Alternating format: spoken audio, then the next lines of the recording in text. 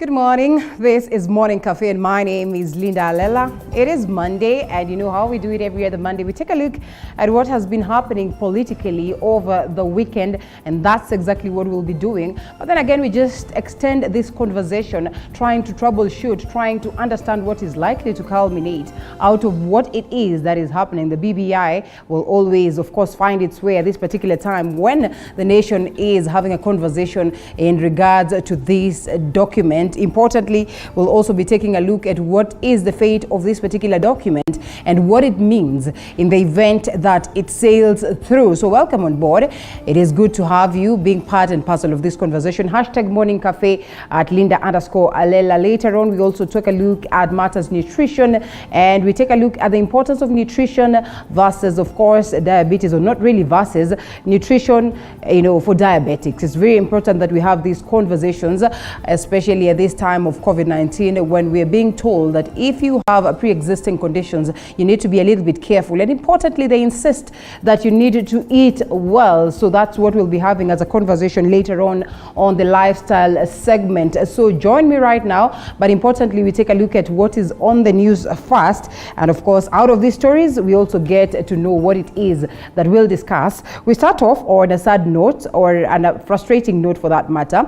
Doctors and clinical officers have threatened to down their tools, citing neglect by the government in the fight against the COVID-19. Now, this comes as 10 senior doctors succumbed to the virus since the first COVID-19 case was reported in the country in March this year. Musa Salah with the details.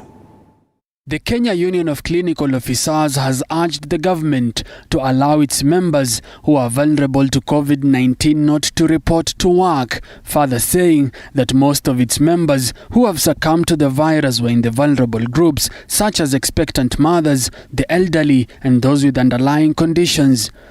We have come out as Kenya Union of Clinical Officers calling on the government to exempt the vulnerable group within the healthcare workers. Speaking at a press conference in Nairobi, the union's chairperson Peterson Wachira accused the government of neglecting healthcare providers. The health workers have issued a 7-day ultimatum to the government to meet their demands or risk disrupting health services in all hospitals across the country. Our colleagues continue dying without us doing anything.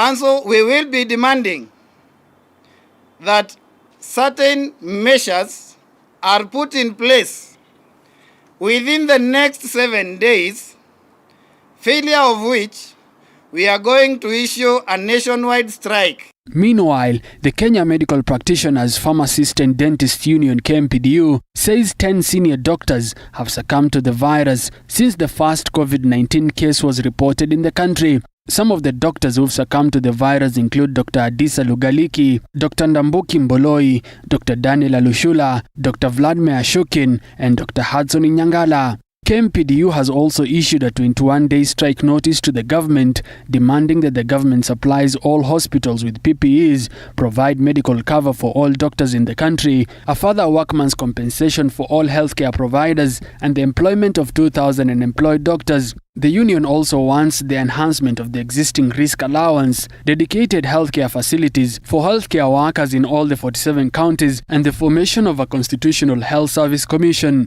The National Advisory Council of KMPDU, comprising of all top branch leaders of the regions in the entire Republic of Kenya, have today resolved to issue a 21-day strike notice to the government of Kenya.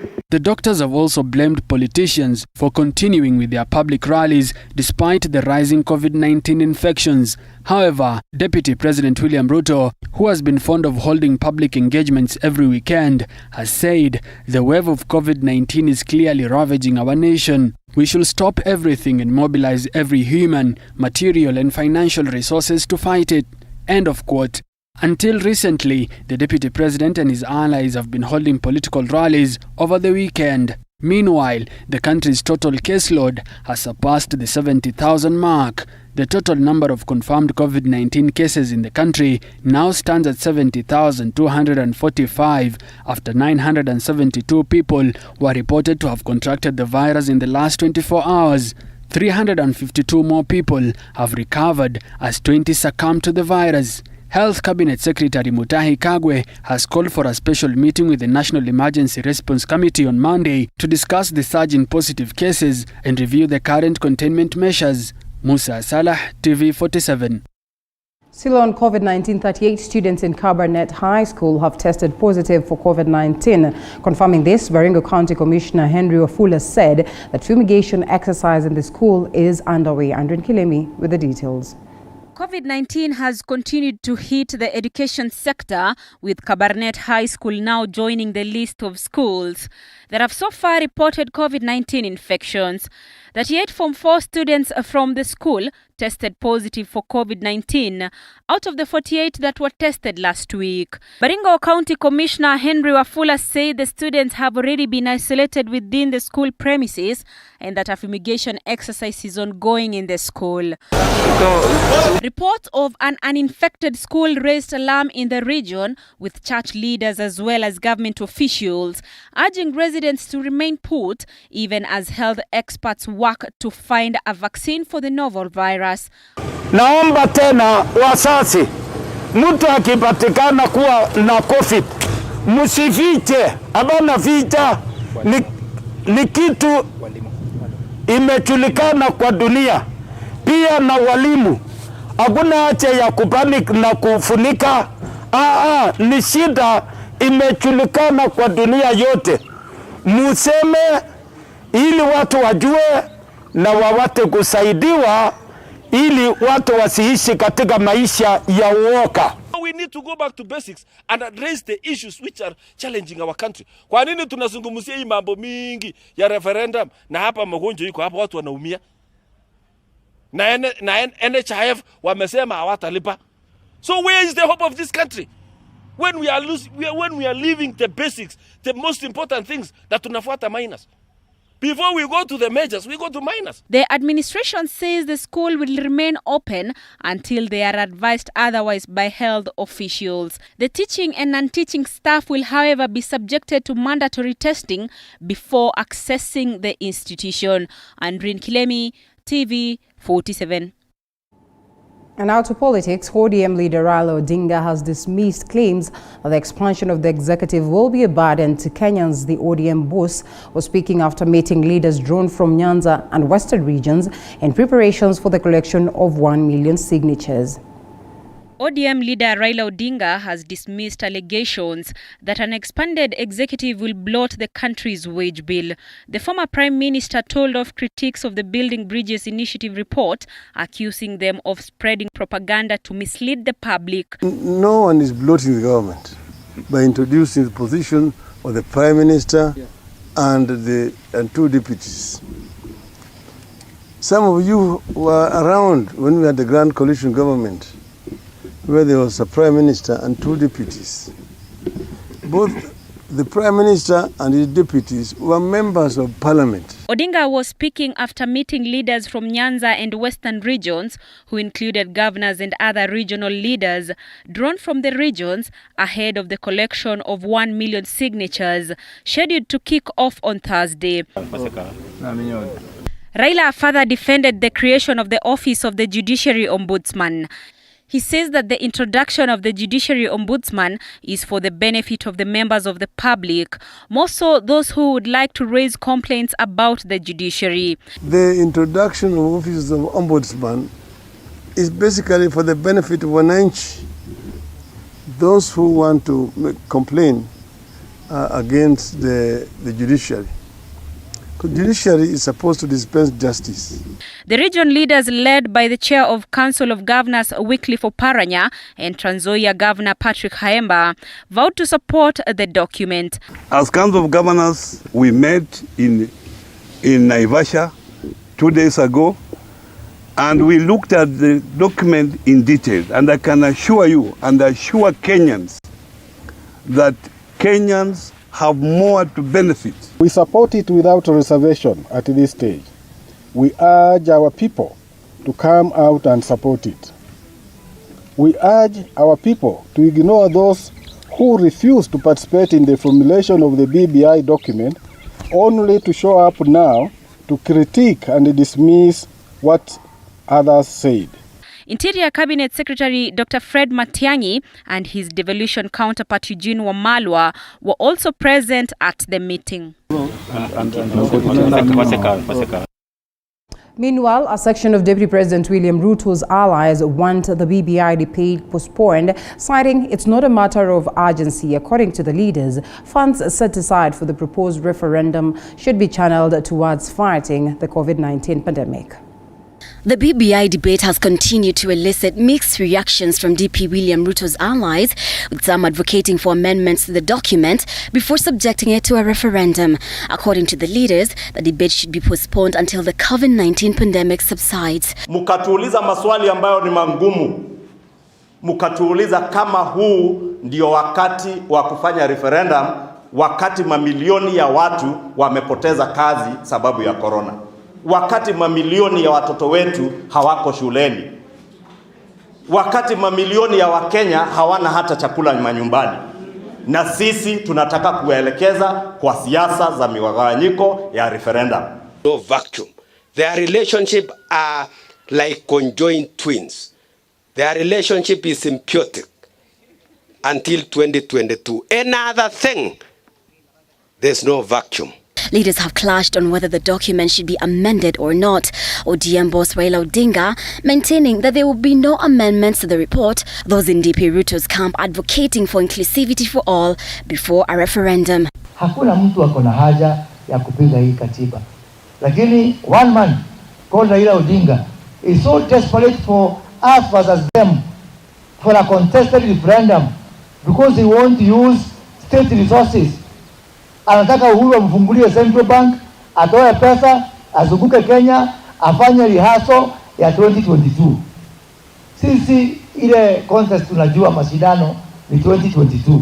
Mpaka Wakenya wahusishwe katika kuiweka BBI laini ili tusikuja kuangamiza zile gains ambazo tumepata kupitia katiba ya 2010. Muone iko nini ndani yake. Kwa sababu wazungu husema the devil is always in the detail. Mkielewa sawa sawa tutaenda mbele na nchi yetu. Hakuna haja ya mivurutano. Na hakuna haja mtu yeyote kusema mpende, msipende. However, some leaders have continued to drum up support for the document, applauding the proposal to increase counties' allocation revenue from 15% to 35%. Yani hakuna additional cost kwa haya marekebisho ya sharia in terms of structures of governance ile ambayo itakuwako. Kwa hivyo watu waache kufanya propaganda. Kama iko serikali inaundwa, jamii yetu iko kwa meza. Jamii ya watu wengine iko kwa meza. Nandi leaders have castigated President Kenyatta and ODM leader Raila Odinga for pressurizing leaders in supporting the BBI report. We should not be intimidated or blackmailed. I'm aware governors from Western Kenya and Luo Nyanza have been intimidated with blackmail of being taken to court or being given vindictive justice simply to support the BBI process. BBI inatuambia watatuongezea iende 35. Tunawauliza hata hiyo 35 sasa 15 amujafikisha hapa nyumbani. Sasa hii 35 itatoka wapi? The collection of 1 million signatures in support of the report is expected to kick off on Thursday next week. To education, some officials from the Ministry of Education had inflated the cost of desks by 1,700 shillings, which means that if their plans to steal from the government had not been unraveled, then only 250,000 desks would have been supplied under the economic stimulus package. Through a statement, Education Cabinet Secretary Professor George Magoha says that in the primary sector, the number of learners had been inflated from 8.47 million to 9 million. Our Education Affairs reporter Sharon Baranga with a story.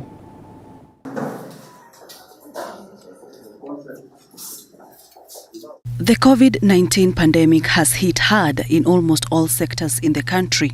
And in a plan to try inject some life in a struggling economy, the government allocated 1.9 billion shillings under the Economic Stimulus Program for the supply of desks to schools in order to enhance social distancing as a strategy of reducing the spread of COVID-19 infection.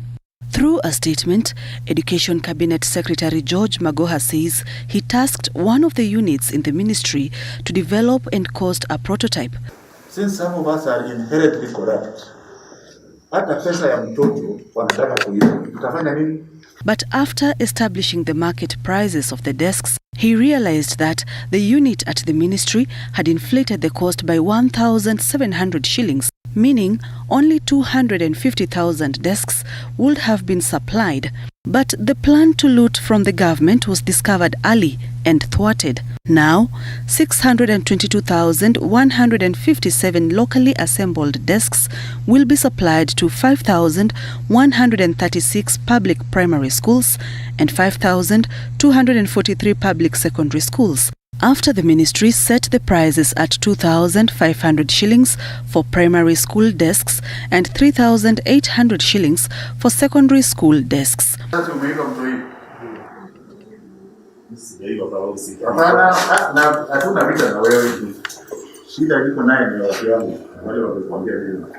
And the monkey business at the Ministry of Education did not stop at that. The Competency-Based Curriculum Task Force, while collecting data of pupils from all learning institutions, discovered there was an inflation of number of learners from 8.47 million to 9 million. This would have led to gross misappropriation of public funds. The shortfall of over 500,000 learners has led the government to saving over 750,000 shillings annually. The Economic Stimulus Program seeks to ensure that Juakali artisans and workshops at the sub-county level are supported to uplift thousands of livelihoods, and at the same time support learners with desks that will help in achieving social distancing, therefore preventing the spread of COVID-19. Sharon Baranga, TV47. Despite the court ruling stopping planned for Kenya National Delegates Conference meeting scheduled for the 21st of November at Bomas in Nairobi, a faction led by Kandui Member of Parliament Wafula Wamunyinyi is on top gear to proceed with the meeting. Another faction that is led by embattled party leaders Moses Wetangula, however, insists that the meeting is illegal, as Wanji Sustin now reports. Speaking in Bungoma County in separate occasions, the duo sentiment sent a clear indication on what may erupt on 21st of November over the National Delegates Conference meeting. Kandui Member of Parliament Wafula Wamunyinyi, who was the front line of the Bocht Party school, said there is nothing stopping them from having NDC on 21st November at Bomas in Nairobi. Tunataka wenye chama delegates kutoka Kenya mzima wakutane tarehe 21, wachague viongozi wanaowataka kuongoza chama cha Ford Kenya. Na hivyo tutakuwa Bomas tarehe 21. Hata iwe nini, lazima elections itafanyika. However, speaking in Mbakalo Ward Tongareni constituents, Bungoma Senator Moses Wetangula said that Wamunyinyi's faction has been crisscrossing the country meeting party delegates, courting them to attend the unlawful meeting. Ford Kenya ni chama cha kitaifa. Tuko na kaunti 47. Kaunti 42, machameni wote wako nyuma yangu. Wanasema hakuna shida. Iko shida tu hapa Bungoma. Hakuna kitu kama hiyo. Hakuna kitu kama hiyo, na wale mutakuja na mutaona ile itakuweko. Hii chama ni chama ya watu wa Kenya. To end the wrangles in the party, Kandui legislature believes that election set on 21st will be a solution. I am confident that tukimaliza mambo ya kura hiyo, itakuwa imemaliza migogoro kwa chama cha Ford Kenya, na itakuwa imerudia wenyewe. Haitakuwa ya mtu mmoja kutembea nayo akifanya biashara. A section of party delegates led by Bungoma Deputy Governor Gibana Ngome have marked their presence at Bomas to elect the new leaders. Wanji Sustin, TV47, Bungoma. And that story by Wanji Sustin is the very story that will be taking us for a short break. Later on, we come back with the newspapers.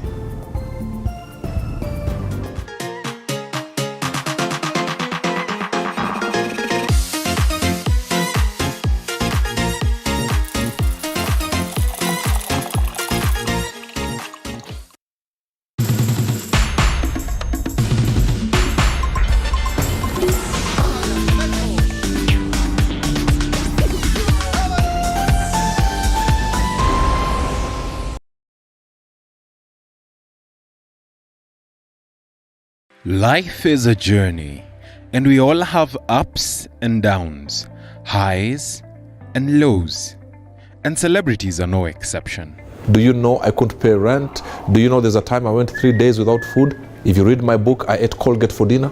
On Coffee with Movie, we get up close and personal. Nilizaliwa hivyo. Yes, mimi sijawahi ona. We have candid conversations that are inspiring. Na acha nikwambie, mtu amebarikiwa na mlikuwa nyote mko kwa line, mko kwa foleni. Huyu akibarikiwa si ametoka, bado foleni nasonga. Wewe ni next. Humorous. This is going to be the craziest interview ever. And life-changing. Success is value system and the legacy you leave. Coffee with Movie, every Sunday at 8 p.m. only on TV47. Every muscle, every bone is our concern. A lot of pressure with both your hands, you're going to collapse the infant's chest. Any pain. There you go. You can calm down, calm down, calm down. Any discomfort. We have just the right doctor. I'm a consultant breast surgeon. I'm an emergency care specialist. A chiropractor. With just the right remedy. Majority of patients will actually just require supportive treatment. Join us on Body Garage every Wednesday at 8:30 p.m. because we care.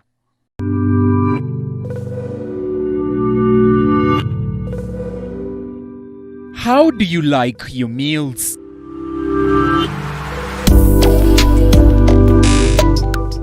Sweet and tasty or spicy and savory?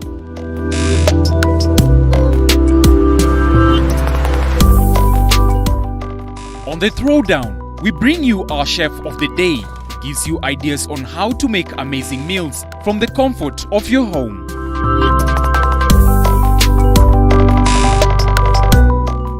Every Sunday from 6:30 p.m.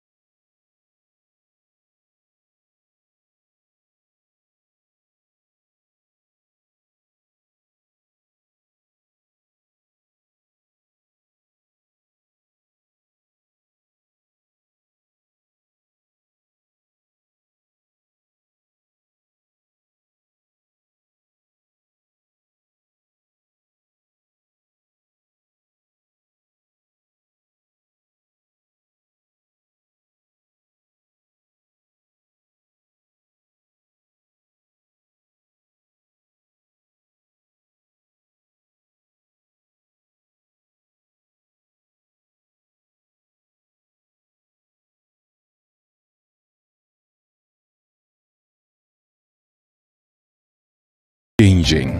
Success is value system and the legacy you leave. Coffee with Movie every Sunday at 8 p.m. And we all have ups and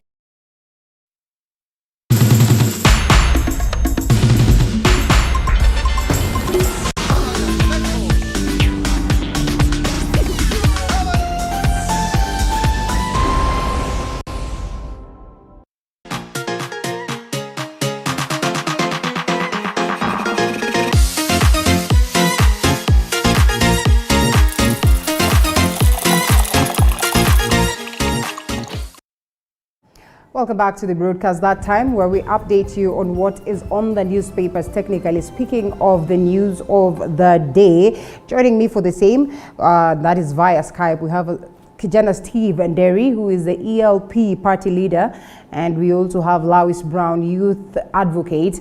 They'll help me go through what is captured on the People Daily, the Standard newspaper, and the Daily Nation. Gentlemen, good morning. Good morning, Linda. Salama.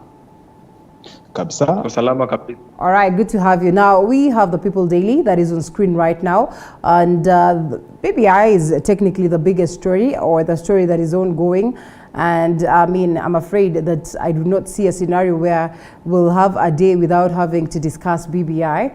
And to pick it up, members of parliament want BBI changed, but Right Honorable Raila Odinga says no.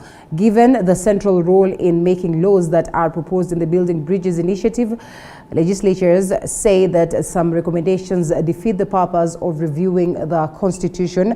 DP allies, we have done a story arguing that we probably do not even need a constitutional change right now, especially at this time when we're dealing with COVID-19, that such funds should be channeled towards, helping us deal with COVID-19 as a country. Gentlemen, what do you make of this? Probably to start with Lawis Brown, whom have not had a chance to know his take on BBI.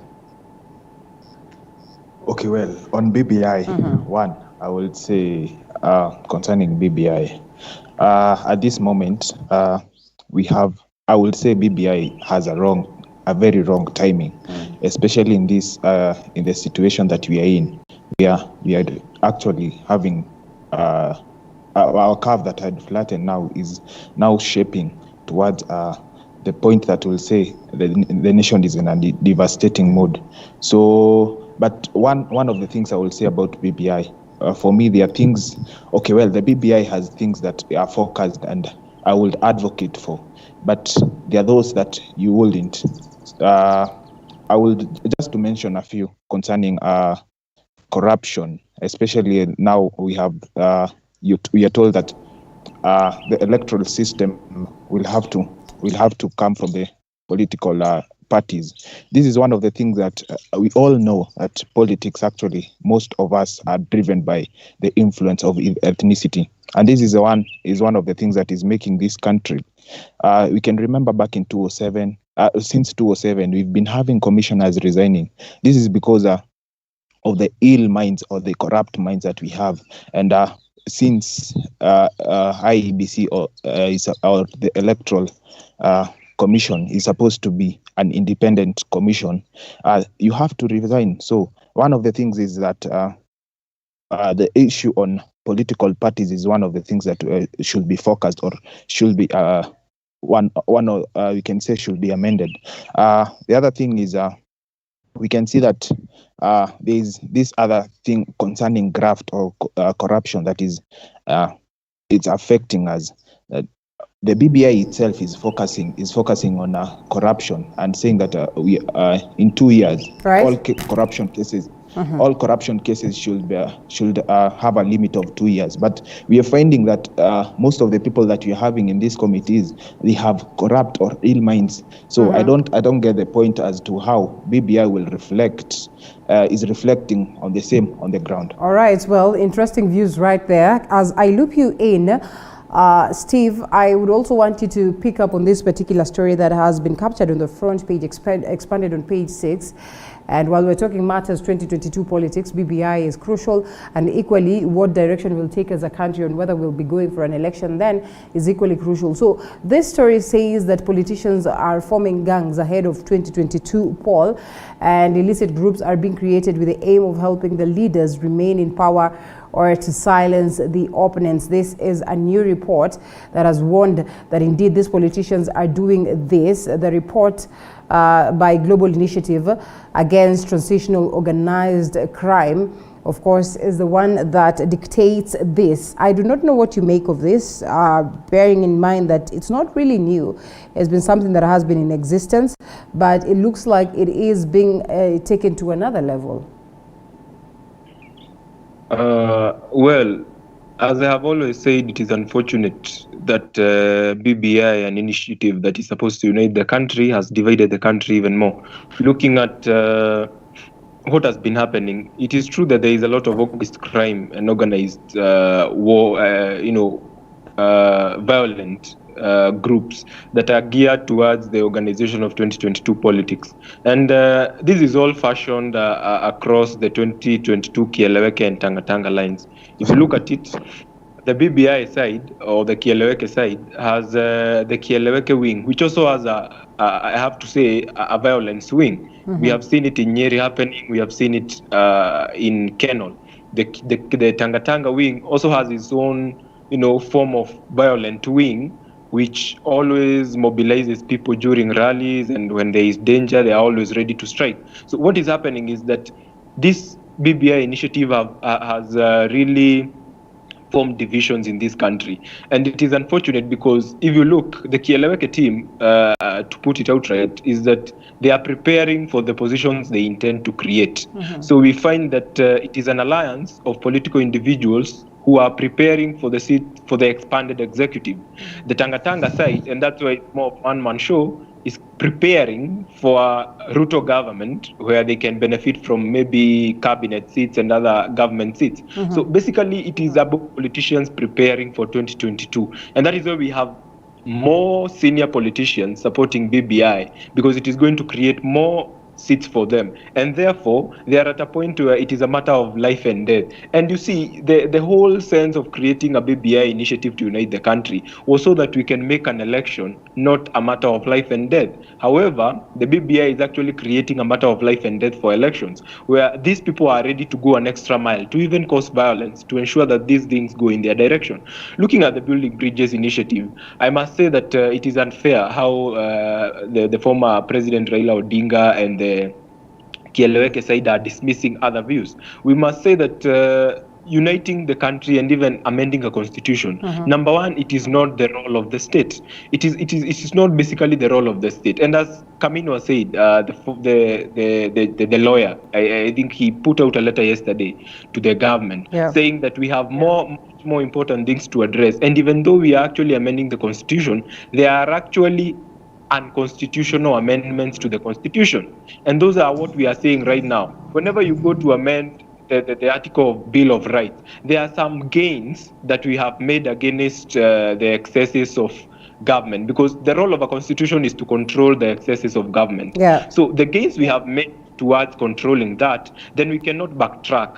And backtracking is actually an unconstitutional amendment. So some of these amendments actually need to be reviewed, and we must go there with an open mind. And we must also remember that it is not the role of the state to amend the constitution, it is the role of the people. And if it is the role of the people, then it must come from the people, and they must give their views, and they must be inclusive of every person's views. Because if it was an issue like Okoa, what we had, Punguza Mzigo, then that was an initiative by a group of people. But here, public funds are being used. So the public in general must be involved, and all the ideas must count. All right. Well, interestingly, some of the views from Punguza Mzigo have been incorporated, as the Secretary General would say, because they also had a chance to present all these proposals after the BBI team, of course, was out there trying to find out what people would want. Now, let's take it a little bit first in the best interest of time. Politicians grooming gangs for 2022. I think we've already touched on that. Another story here is on matters health, and COVID-19 numbers continue to go up. We now stand at 70,245. And sad to note is that we are staring at a health crisis going to get tough, or things are going to be tough as 10 doctors have succumbed to COVID-19 with hundreds others infected. And medics have now given a strike notice that if they are not protected at work, they will down their tools, making a bad situation worse. According to Chibanzi Mwachonda, he says that in the meantime, all doctors are instructed not to risk their lives as per Section 14(2) of the Occupational Safety Health Act 2017, pending the resolutions of the NAC meeting. Such is the scenario in the country. We are worried. Today, the CS for Matters Health is set to convene a meeting, more or less like a crisis meeting, to address these particular issues, among them, of course, the surge of COVID-19. Lawi is coming to you. What do you make of this sad state of affairs? Okay, now concerning these health issues, it's very shocking to find we have government officials that are leading, despite the current condition that we are in. We have people that are leading masses, and they are having meetings, public rallies or public meetings, and yet we found them. On the other hand, they are there advocating and saying that this is a time that people should take care. If they at all themselves, as the president said when he was addressing the nation, he talked of COVID being a personal responsibility. But now we find these people are now even taking advantage of Kenyans and holding meetings that are even making these cases to rise. On the other hand, we also look, see that we also having the doctors that whom or the health workers who have been planning or thinking of having a strike, and yet we can see the current situation, and this will be part of mobilizing people. So in one or another, it's a time that we should now put our interest aside and think about this nation, think about your brother, think about your sister, because we find that most of the people are going to suffer after this because of selfish interest that we have. All right, coming to you, Steve, and it's not just the health sector that is in limbo. Equally, the education sector is struggling at this point, at a time when also the senators are demanding that CS Magoha should be kicked out based on how he's handled the issues of matters health in the country, education in the country. And of course, the saddest bit is what was going on last week in regards to that video of him, being a little bit tough on one of our officials on matters education. So lawmakers want education boss reprimanded in line with ethics law provision. What do you make of this? I think it is a step in the right direction for senators or any individual in the country to want Magoha to resign. And why I believe this is that we, in this BBI time, we are speaking about the integrity of public officers. And as such, we must start practicing it. There is no better way to start practicing it than demanding for the best conduct from our state officers. We must understand that state officers are actually not doing us a favor by serving in those offices. They must understand that they are actually being paid by Kenyans. So they must also respect them. So whenever we see them not being in good conduct, and of course, the way he has been handling the whole issue of going back to school, giving contradicting information, it's something that has not inspired hope in many Kenyans. And therefore, I think it is a right move to ask Magoha to resign and to set the standards high for public office in Kenya. Then he actually has to. And if he doesn't, then the president should take the step of firing him. For someone who has already been stripped of the powers to manage the human resource, then I don't see any other major important role that he has in the ministry. On the issue of doctors, the Occupational and Health Safety Act was brought there to protect the medics and the health officers, as they also take care of people. But for the longest, we have never heard them speaking about it because it is something that they practice. And it is something that, there are always measures to ensure that the medics are protected. But where we are now, it's a place where medics fear for their life, even as they take care of ours. And they have decided now we have to prioritize on our lives even as we take care of the lives of Kenyans. And it is something that is understandable. And what that tells us is that not entirely being on our own as Kenyans, but the fact that we must start now practicing, as Lawi says it, we must start practicing personal responsibility, because that is the only solution. Doctors won't save us. Nothing will save us other than personal responsibility, and politicians must also become responsible. And if they hold rallies, then Kenyans must make sure they do not attend. Let them come and see that they are alone. We must make a statement to these politicians and show them that we care more about our lives, because we have realized that they don't. All right, well, still on the same, coming to the Standard newspaper front page. And Alama's neglected medics call for strike left to fight a killer pandemic without adequate PPEs and compensation. Doctors, nurses and clinicians, give strike notice. A story on page 8 of the Standard newspaper. Feast dilemma as CS calls talks on school calendar. Stakeholders confront challenge of new dates, compressing 2022 and 2021 lessons and the fees. A story captured on page 2 of the Standard newspaper. And BBI signature tune, meters as the ballot in the clearest signal yet that the Kenya is now headed for a contested referendum. As you can see right there, Right Honorable Raila Odinga, accompanied by the likes of CS Matiang'i, who have also gone out of their way to support their BBI document. And the DP maintains that maybe COVID-19 is more of an important issue to deal with, as opposed to us focusing much on the referendum talk. Going to page 2, still on that particular story. Feast dilemmas, Magoha calls meeting on school calendar. Hospital fined for fatal brain surgery. Actually, that also has been captured on the front page. That is right at the top. They say surgeon's knife. Doctors cut out the brain of a man who had tumor. A story captured on page 3. Pretty much unfortunate. You can always grab a copy and get to know what happens right there. Member of Parliament Murunga was a man of the people, fancied education. May his soul rest in eternal peace. This conversation is ongoing after he lost his life. CBC rising school enrollment pushes education budget to 769 billion. This would be my question again briefly, Lawis, on the aspect of matters education.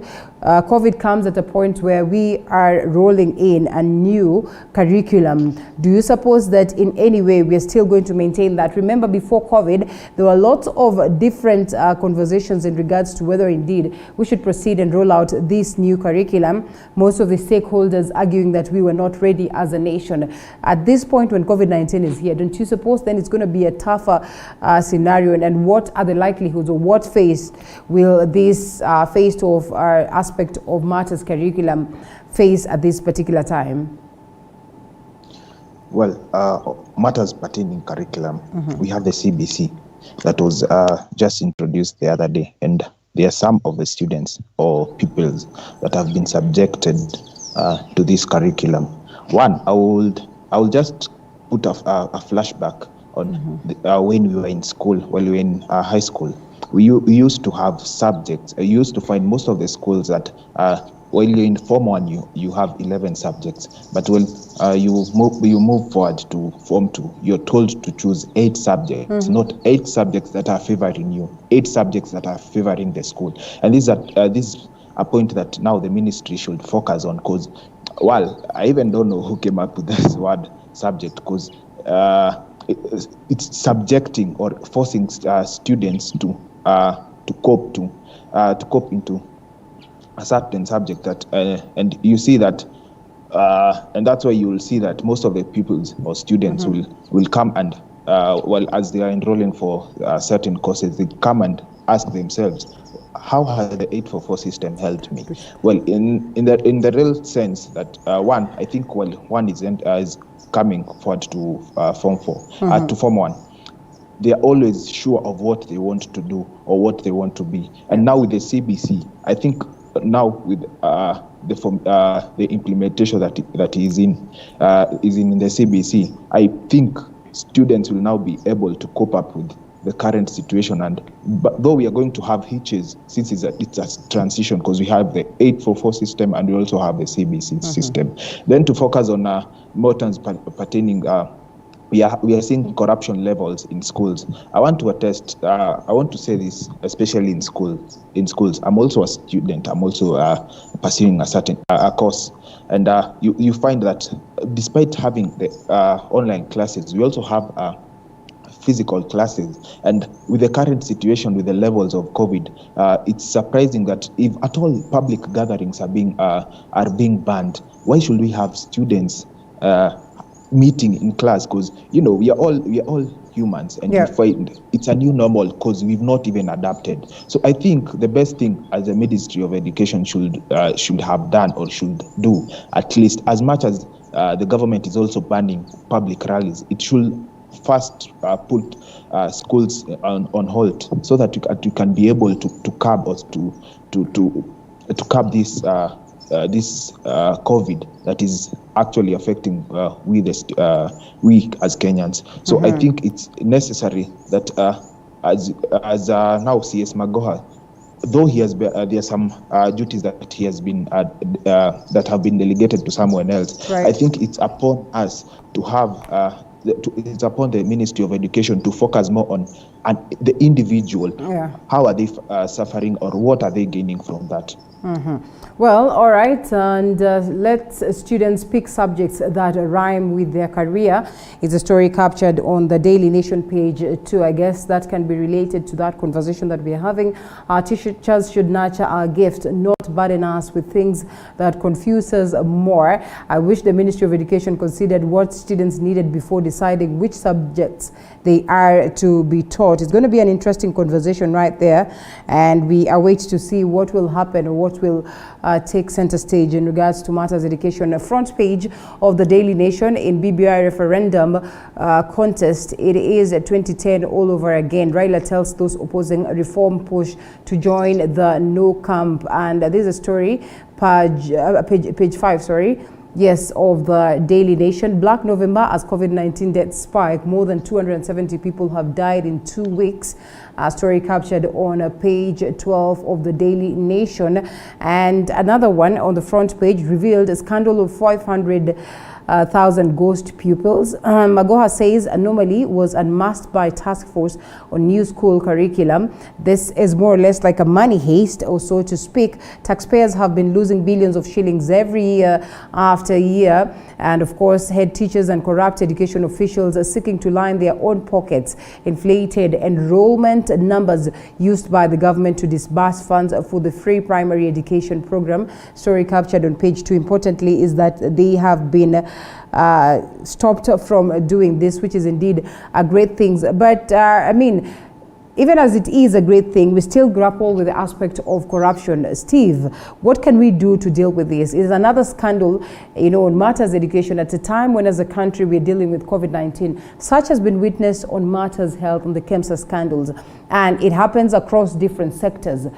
Really, after COVID-19, aren't we going to a point where we will be so worried? And is so much happening at this particular time that we are not awake or alert to, that will end us, flabbergasting, or will end up flabbergasting us later on? I think it's very unfortunate because going back to a story that we have just discussed right now about medics, ready to really focus on the Occupational Safety Act, where they now must focus on their own safety because the government is not able to provide adequate protective equipment.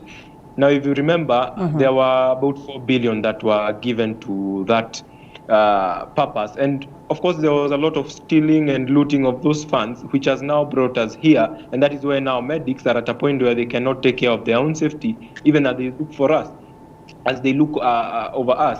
Now, going even to the educational sector, we have seen a lot of money also lost, and we are now preparing to go back to school. So I think we have a matter that we have to address in this country. And the problem in Kenya is that if you look at the trend that has been happening recently, there is a deliberate effort, I believe, either by the state or by some sort of a system to make Kenyans get used to the mediocrity the mediocrity and to even get used to high figures in terms of corruption. If you looked at some years ago, corruption will happen in the forms of millions, and it will be such a big deal considering, the amount of maybe even 10 million. At an issue of 10 million corruption case was a big case. Today, losing 10 million in any government institution it's just like a big joke. It's like losing a 5 shilling coin. Yeah. But we are actually having figures that are actually shooting. Nowadays, they are stealing in billions, and Kenyans don't see a big deal about it. So we must start with Kenyans seeing a big deal about what is happening in the state. And I think that the solution does not lie in,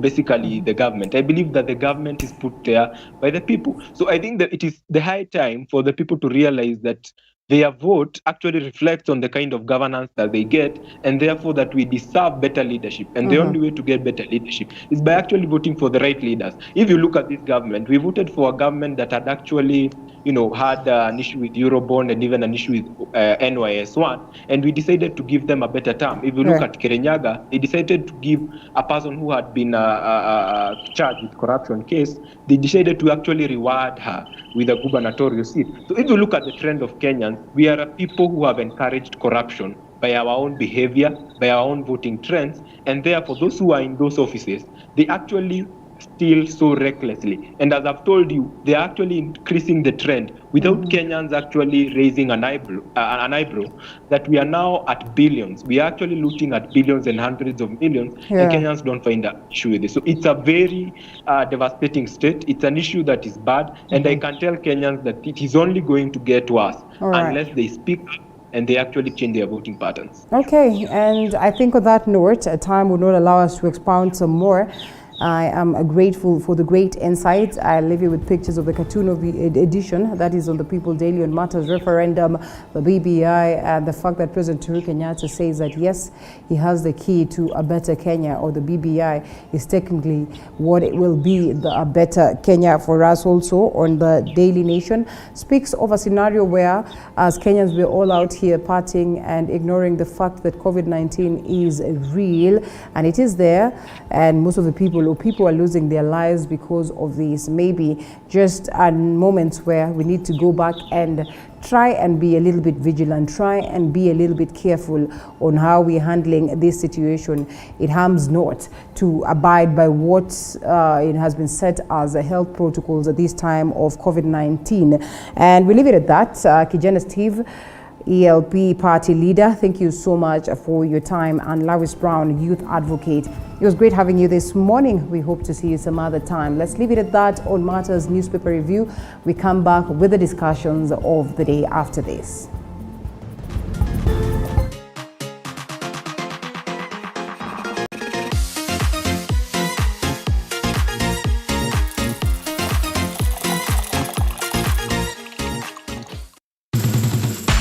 Life is a journey, and we all have ups and downs, highs and lows, and celebrities are no exception.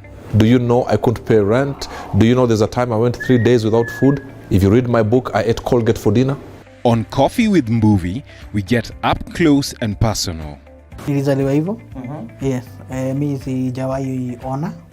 We have candid conversations that are inspiring. Na acha nikwambie, mtu mmebarikiwa na mlikuwa nyote mko kwa line, mko kwa foleni.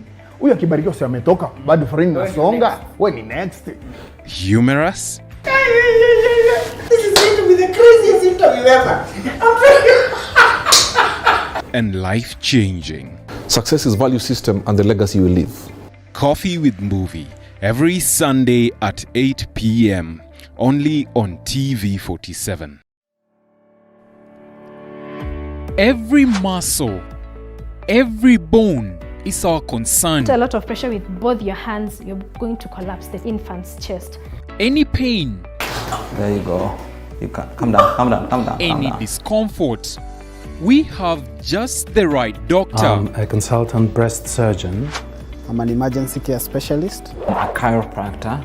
With just the right remedy. Majority of patients will actually just require supportive treatment. Join us on Body Garage every Wednesday at 8:30 p.m. because we care.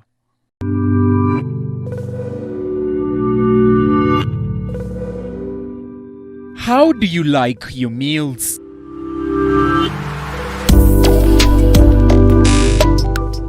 Sweet and tasty or spicy and savory?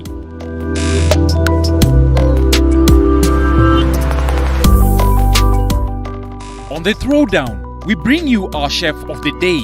Gives you ideas on how to make amazing meals from the comfort of your home.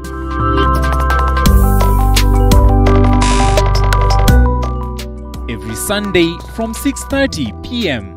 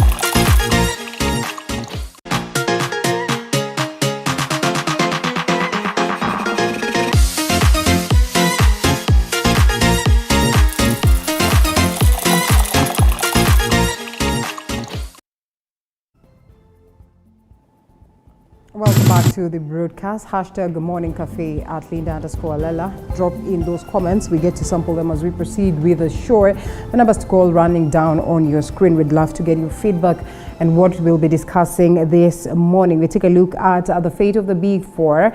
We do not forget the COVID-19 pandemic and the trajectory that it is taking. We do not forget BBI. Actually, we have no choice but to discuss the BBI and, importantly, these bills that are being proposed in Parliament, in particular this one that is set to tame party poll disputes. This one tabled by Senator or nominated Senator Mwaura. So we'll be discussing that this morning, and joining me for the conversation is Betty Adera, who's been, missing in action for the longest of time, but we're glad we have her this morning.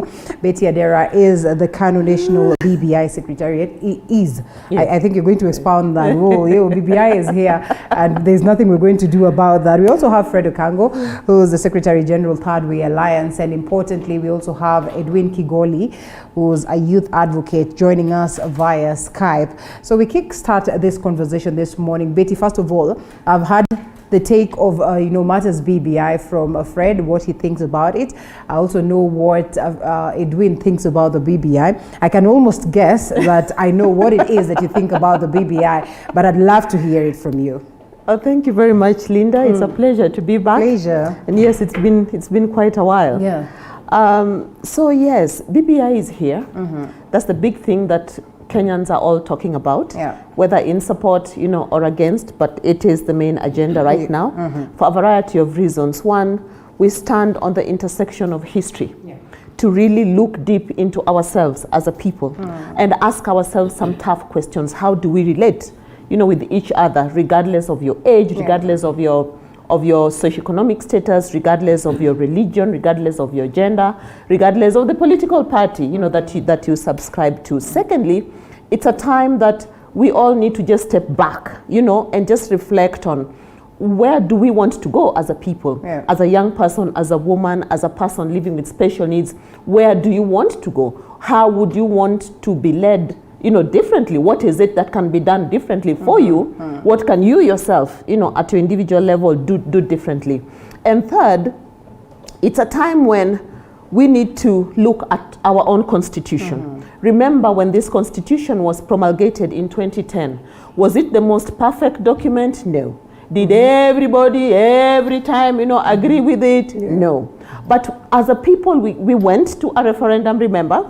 And the majority got it. But even as it was being promulgated, the understanding then and the understanding now was that we cannot throw the baby with the bathwater. This is the document we have. This is the baby that has been given birth to. It's not the most perfect baby, but it's good like 90% or even 80-something%. Can we move on with it? Can we implement it? And after a period of time, and 10 years is a good time to go back and look at things afresh, because in 10 years' time, things also change. Right. So we stand on that opportunity right now to look at those 9-point agenda of the things that actually divide us. And so many things are great about this whole process. We are all agreeing that yes, there are things that divide us that we need to come round a table, and talk about. We are perhaps not agreeing, all of us, on the how. I think the issue here is more on the how.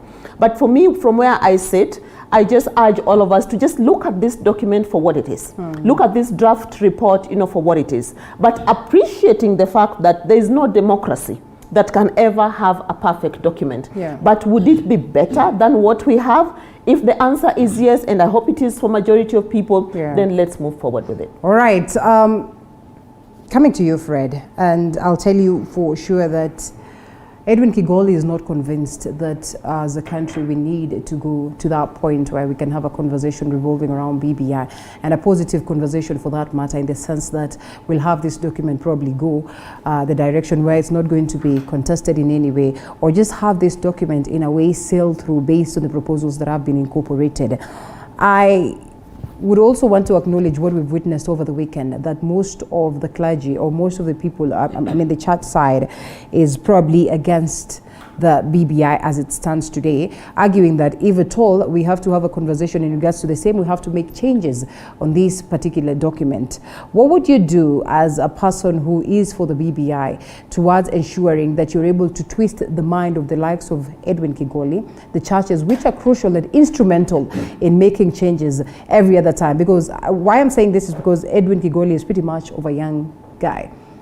The youths carry the largest number of votes if we were to speak about voting today. What can you do to twist their mind? Thank you, Linda. I think it is important, first of all, to acknowledge the reason why constitution reforms are necessary. Yeah. And the first thing that we have to acknowledge is that when you are amending, because this is amending, we are not changing, Yes. we are amending. It means the Constitution of Kenya 2010, that is a very progressive document, remains, but sections that have not worked or that have worked but can be better have now an opportunity to be amended. Now,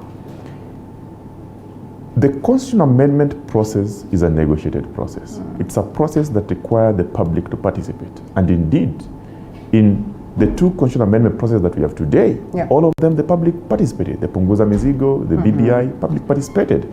And if you look at the contents, most of the contents are related. But I want to urge the young people this morning that probably have got doubts in the constitutional amendment process that are coming, to look at the proposal. Even if you don't love everything, but look at the proposal that are going to change the lives of young people. I'll give you an example. We're talking about creation of what we call in the ward development, the incubation centers.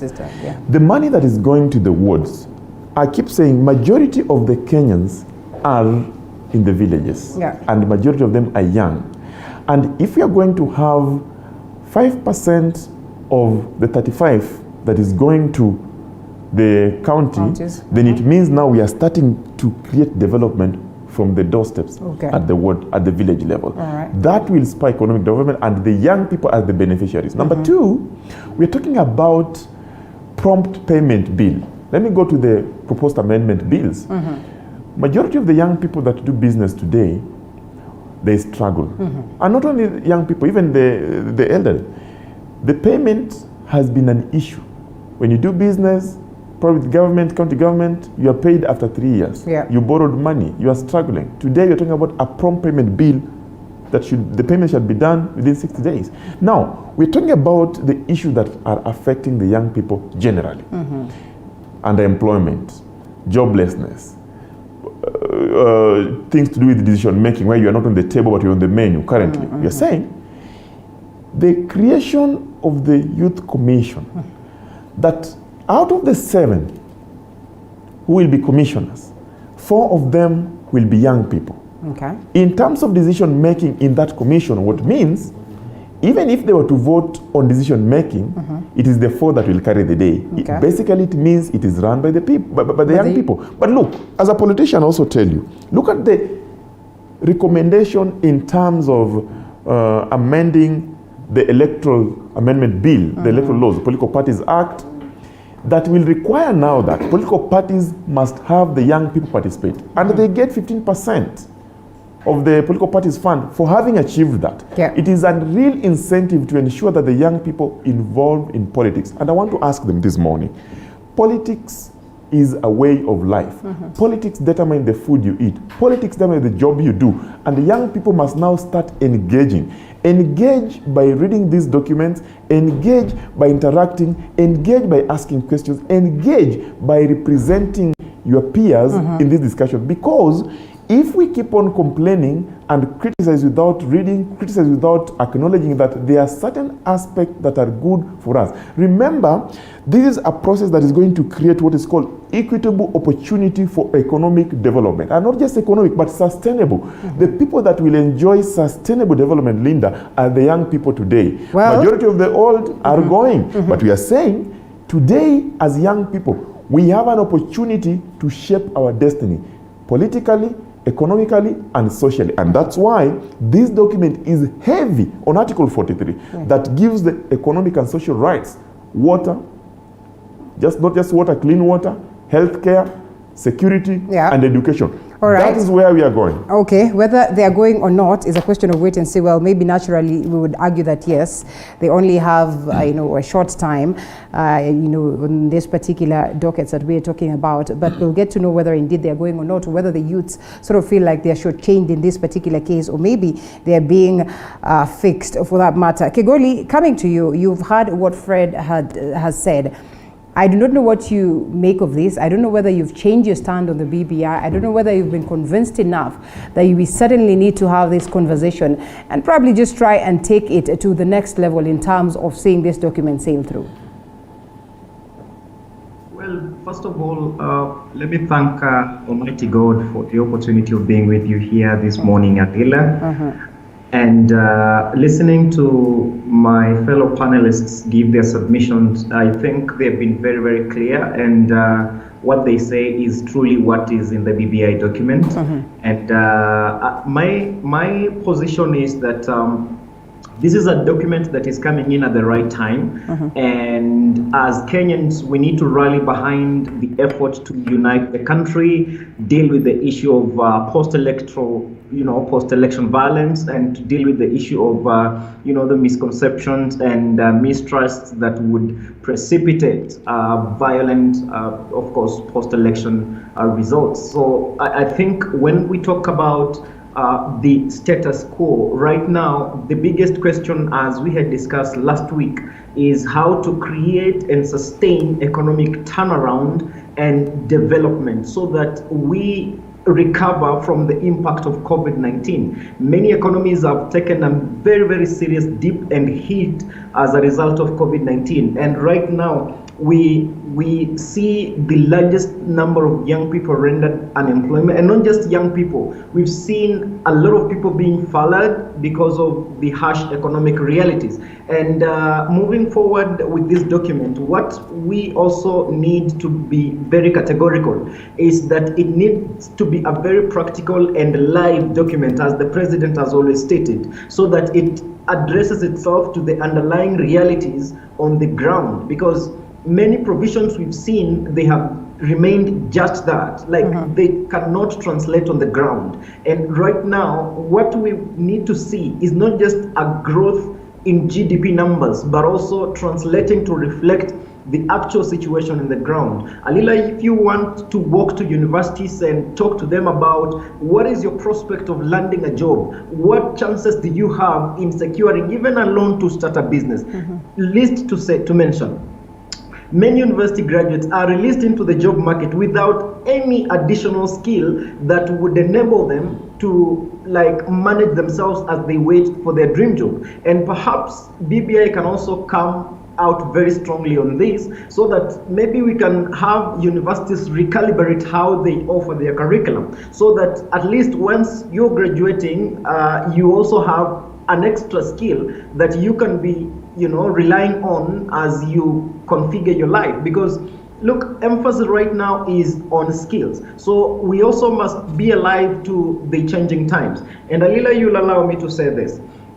This document, as it is coming, we need it to be very accommodative and to bring all divergent and differing views and all those for it, so that it is a harmonizing document, not a document seen to inflict pain on others while cushioning others. So what we need to see is really goodwill in terms of bringing people on board. Let us hear what the people who are skeptical about the document are saying. Let us put their views and ideas on the table so that we can see their veracity and test the applicability, so that again it doesn't just become a matter of raising concerns about BBI, yet there is no valid ground to sustain that argument. So but as my good lady said, this document is really good right now. The provisions,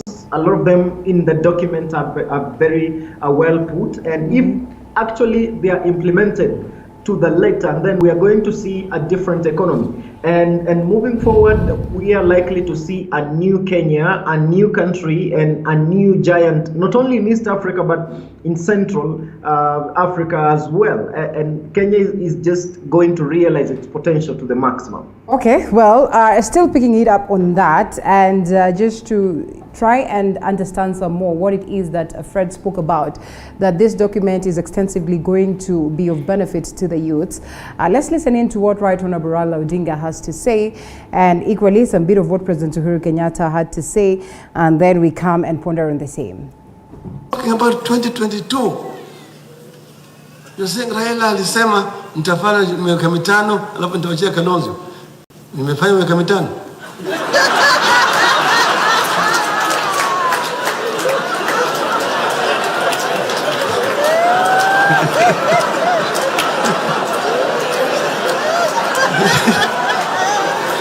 Hiyo ni sari yangu kati mimi na Kalonzo.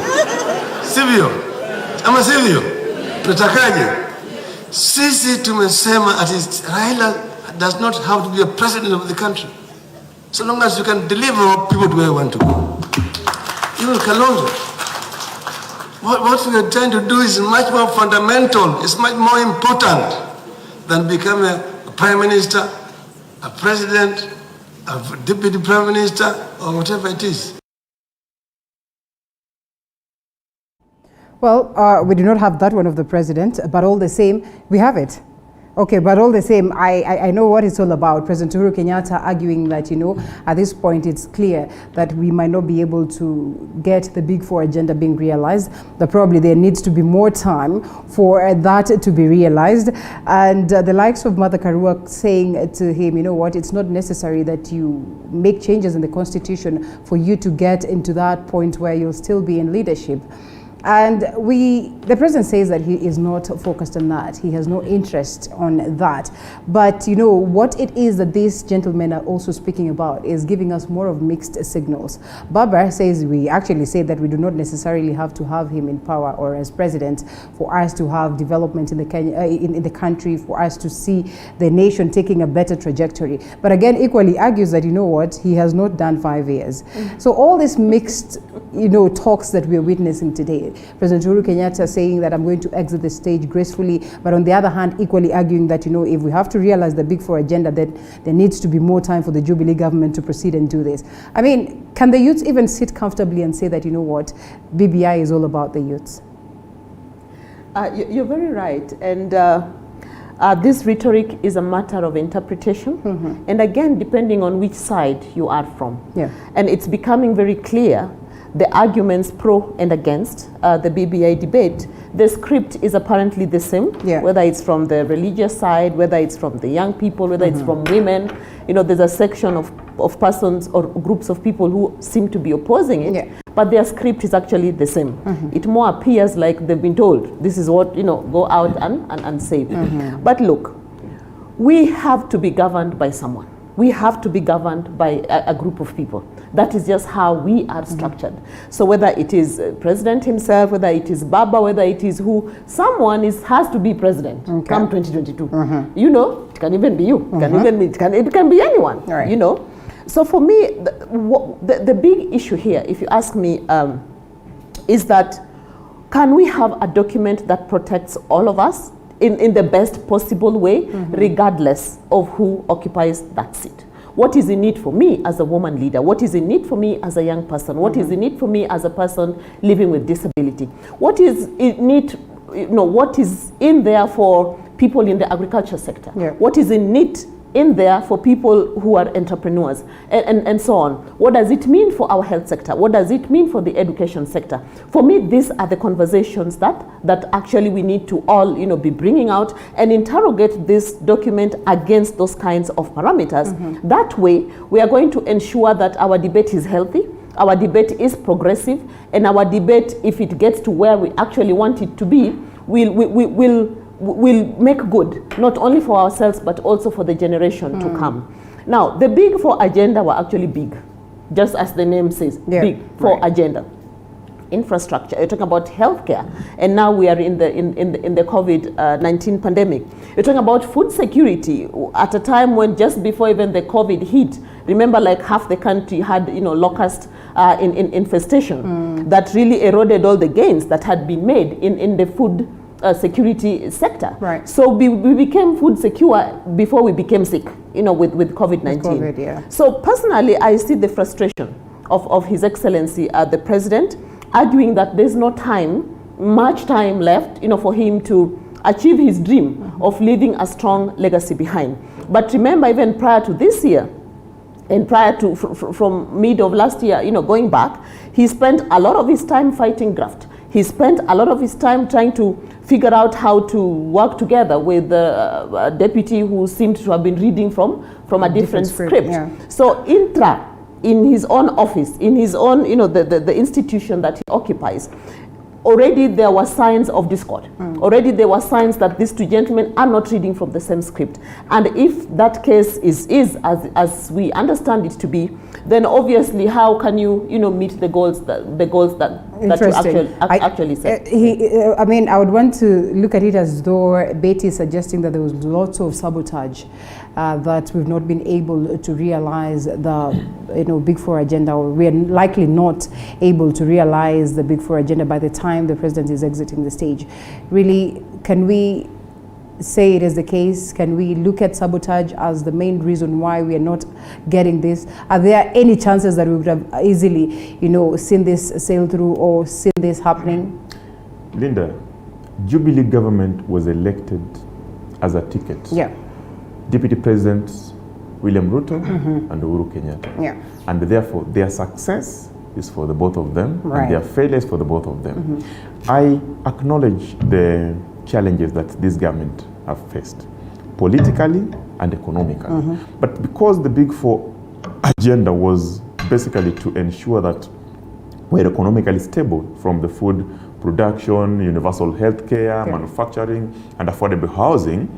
But I listened to the president in his 7th State of the Nation address the other day. Yes. And there's one thing that the president said, and I agree with him. He said the Big Four agenda was not a project. Okay. It was a strategy or a framework for sustainable economic growth.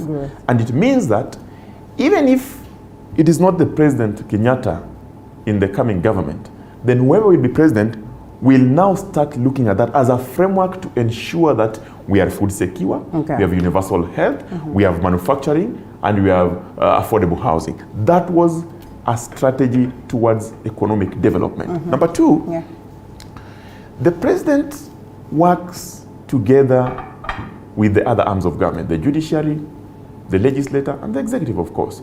But if you look at what has happened to the Jubilee government today, you have seen people reading from different scripts. And the president went for support from unlikely quarters, the opposition, and they gladly accepted that this is our country. And by the time the opposition does that, it means they acknowledge that there's a problem. And in African culture, they say, it's only your true friend who come to your rescue when you have a problem. So I want to believe the president got true friends and they're helping him today. And that did not sit well with other people.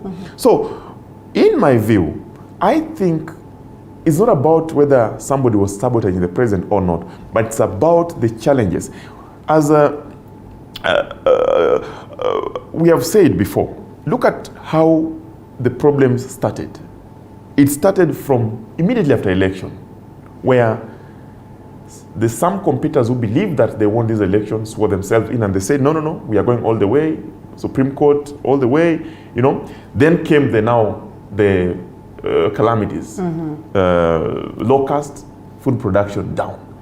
Then came now economic meltdown, where the economy is doing so bad.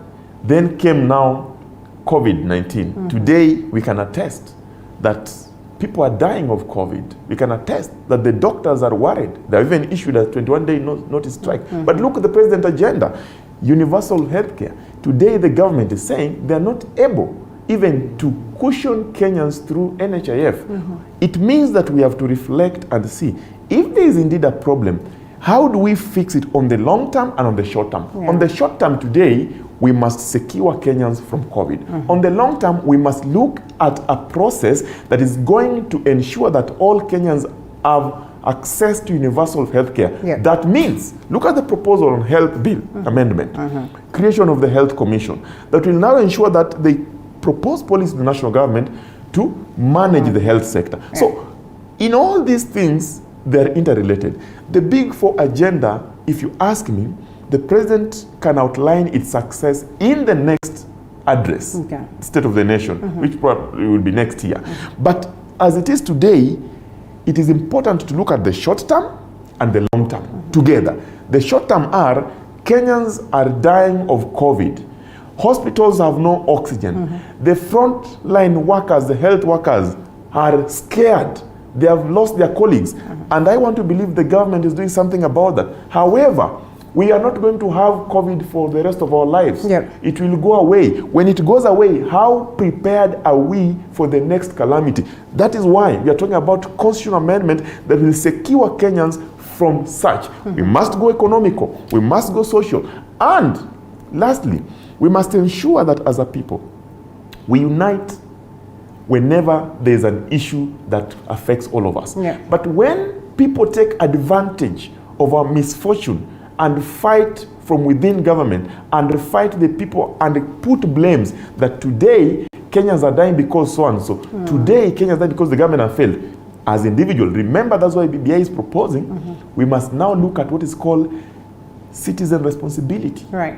You defend your country. In defense of your country, you must follow the protocol, you must follow the rules, you must pay taxes to ensure that the services are supported, you must provide for your family, you must ensure that you do the right thing. But most importantly, in defending your country, we must be people who abide by the rule of law. And that's why today we are saying, any document, even if you don't want BBI, even if you don't want Punguza Mzigo, but is there a document out there or is there something in those two documents that now speak to the core of economic development, to the core of social development, to the core of political inclusivity that will make this country not go to war again? Because we have seen the reason why we fight is because of political inclusion. That's it. It affects the economy, it affects our social life. We must now go for the issue. Those issues require that the Kenyans make a decision in a final public participation called a referendum, majority of them. And the majority of them also require the members of parliament. I don't see the reason why today the members of parliament cannot pick the proposed amendment bills, health, prompt payment, the HELB, ward development, to start looking at them so that we progress. And then if there's only one issue or two issues that will require Kenyans to make a decision, we can arrive there later. But as a party, we believe that constitutional amendment, and that's why we came in Punguza Mzigo, constitutional amendment is important to ensure that we have a long-term solution. The current short-term solutions, the government must fix. They have no option. They must fix them. But the long-term involve the public to ensure that we secure a roadmap to inclusivity, we secure a roadmap to economic inclusivity, political inclusivity, and social inclusivity. And all that can diligently, of course, be achieved, and like you rightfully put, it can be done. But Kigoli, coming to you, we still do not experience much of goodwill in terms of saying to it that, the policies that we have, the constitution itself, the rule of law is, followed to the latter. What really can we do to set a scenario where, well, in as much as we're going to have this conversation of the BBI and probably reach a consensus on having this document sail through so we can amend the constitution, at what point then can we switch this whole conversation to get leaders who would be willing to see what is incorporated in these special documents sailing through or implemented? Thank you, Alila. While I appreciate the very valuable submissions by my fellow panelists on the Big Four agenda, allow me to briefly say this. No government in this world implements 100% of its manifesto or its agenda. There are other dynamics that come into play, and you realize that a number of items you had lined up for implementation are not really going to work. Maybe you're time barred or just other dynamics play in and you're not able to do that. But again, I must say that our Jubilee government came into power on the promise of course, digital transformation and the likes. So what personally I needed to see was a full implementation of what the president had promised in terms of at least building computer laboratory in secondary schools or even in primary schools, so that every Kenyan has a chance to digital content or being computer literate. But right now, Alila, you walk around the country, you still meet hundreds and hundreds of young people not having computer knowledge, and you ask yourself why at this age and time. And again, Alila, I must say that you see, what we need to do as Kenyans and as young people, when you talk about an agenda like manufacturing, innovations to power our future, and when we implement such an agenda like manufacturing, we are creating jobs. That means we are going to have many Kenyans who are going to be in the tax bracket, and that means tax money is going to somehow meet the revenue targets. And when we talk about healthcare, that means your health would mean a healthy economy. So it is something that has a ripple effect, or its effect can also be felt somewhere else. And if this agenda was implemented to the latter, not fully because of course, time, but somewhat or considerably, then right now we could be talking about something else or something different. But again, I think it is not lost on President Kenyatta that he can pull a serious string or something serious about the Big Four agenda.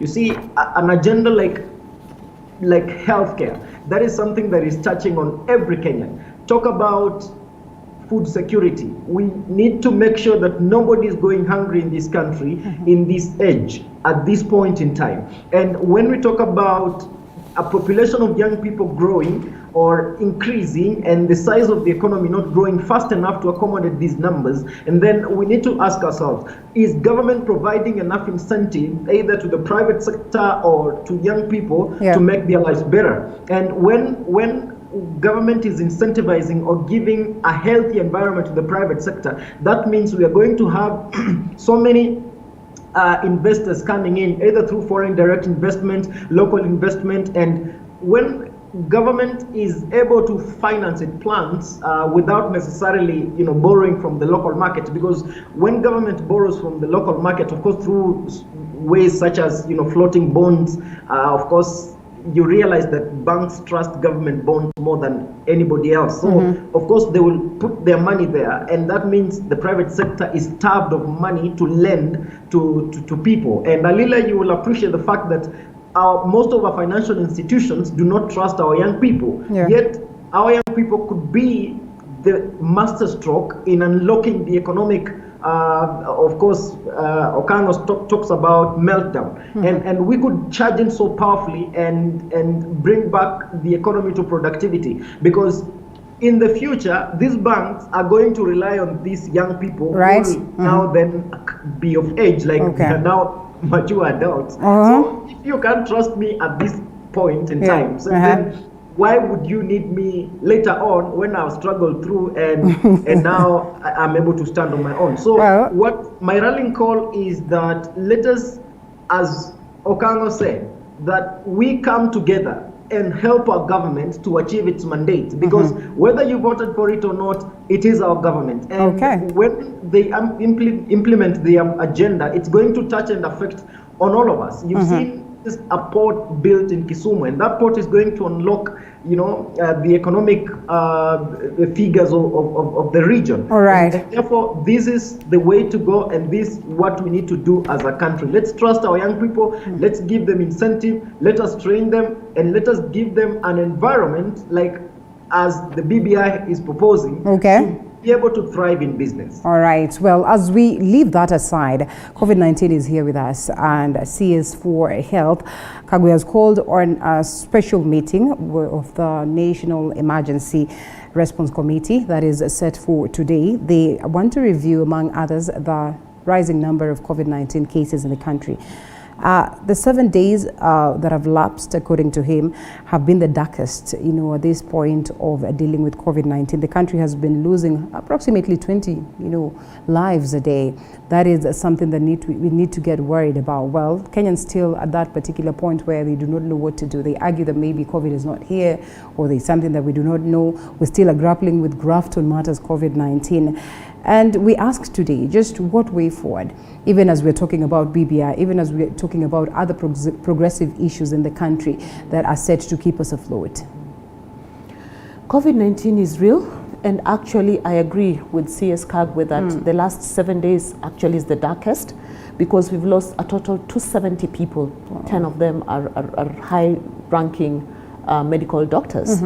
So if the doctor who is supposed to take care of me and you when we are sick is the one succumbing, to this pandemic, are we still saying that COVID is not real? Certainly are we still saying that I want to wait and see someone I know, who has died, or someone I know who's actually, getting sick? So to me, I think there are a couple of questions that we need to ask ourselves as Kenyans, but also ask CS Kagwe and his health team. To what extent are our health workers, protected to serve us, protected to protect us, protected to manage our illnesses when we show up, in the health sectors? We are apparently experiencing a second wave and a more aggressive, wave of this COVID-19 pandemic, and that's not unique to Kenya. That has happened across countries in the world. To what extent are we learning, from similar experiences in other countries, even within Africa, in other countries that are more, developed than us? How prepared, are we as a people, as a government, to handle a second and even more aggressive wave of the virus? And there could be a third and a fourth. We do not know, but it appears COVID-19 is around, and it is going to be around, for a while, except we all, come in and really take the piece that we need to take as individuals, but also collectively as a people, but even more importantly, seek for accountability from the institution of government that should protect us both at national, and county levels. Now, what I hear every day when I work, in the slums of Nairobi, is the graft around the COVID-19 pandemic in Kenya. The KEMSA story, scandal, and several others. And when you go down to that Mama Mboga and you're telling her, hey, lady, you must have your mask on and sit in a way that is respecting, the social distancing and sanitize all the time and do those kinds of things. I personally have put in place like hand washing points around these crowded places. But in the evening, the water is still there. Wow. The soap is still there. Okay. Meaning what? People are just not doing it. Yeah. But I'm thinking that it's a high time we go down even more to speak and educate people, really, and tell them that, what, graft happened, it did not happen, but the person who's going to get sick and die is you. Or is your child, or is your spouse, or is someone, And hello, we just heard from CS Kagwe that NHIF, it's not going to you're that. Really on your own. Yeah. The minute you get sick of COVID-19, you're pretty much, on your own. So I'm thinking that we must not get tired, of selling that message, of educating continuously our people in the dinner tables, in our homes, in our neighborhoods, everywhere it is that you go, in the matatu. If you see someone, just speak a word that, hey lady, hey young person, please ensure that you put your mask for you. And put it on correctly. You're not putting it on, for the police officer. Yeah. Because when you get sick, it is actually you. But even more importantly, we are moving towards 2022. We are moving towards a heightened, political pulse in the country. Campaigns, will soon start, and people must gather. You can't do campaigns and people are not gathering. We just watched the Americans go to the polls, campaigns and go to the polls. Tanzania, our neighbors, just the other day, did the same. The question is, us as Kenyans, how prepared are we? Because the clock towards 2022 is ticking; it's not stopping. Okay. But how prepared are we? What should be the message of our leaders? What should be the message of the politicians if you want to gather people? The ministry, the government, from the president himself, they give protocols on how continue doing it, yes, but do it this way. Right. To what extent Are we holding each other accountable? And to what extent are we holding our politicians accountable that, yes, we want to come to your rally, we want to come to your event, but to what extent are we safe, coming there? So COVID-19 is a conversation that must continue to happen.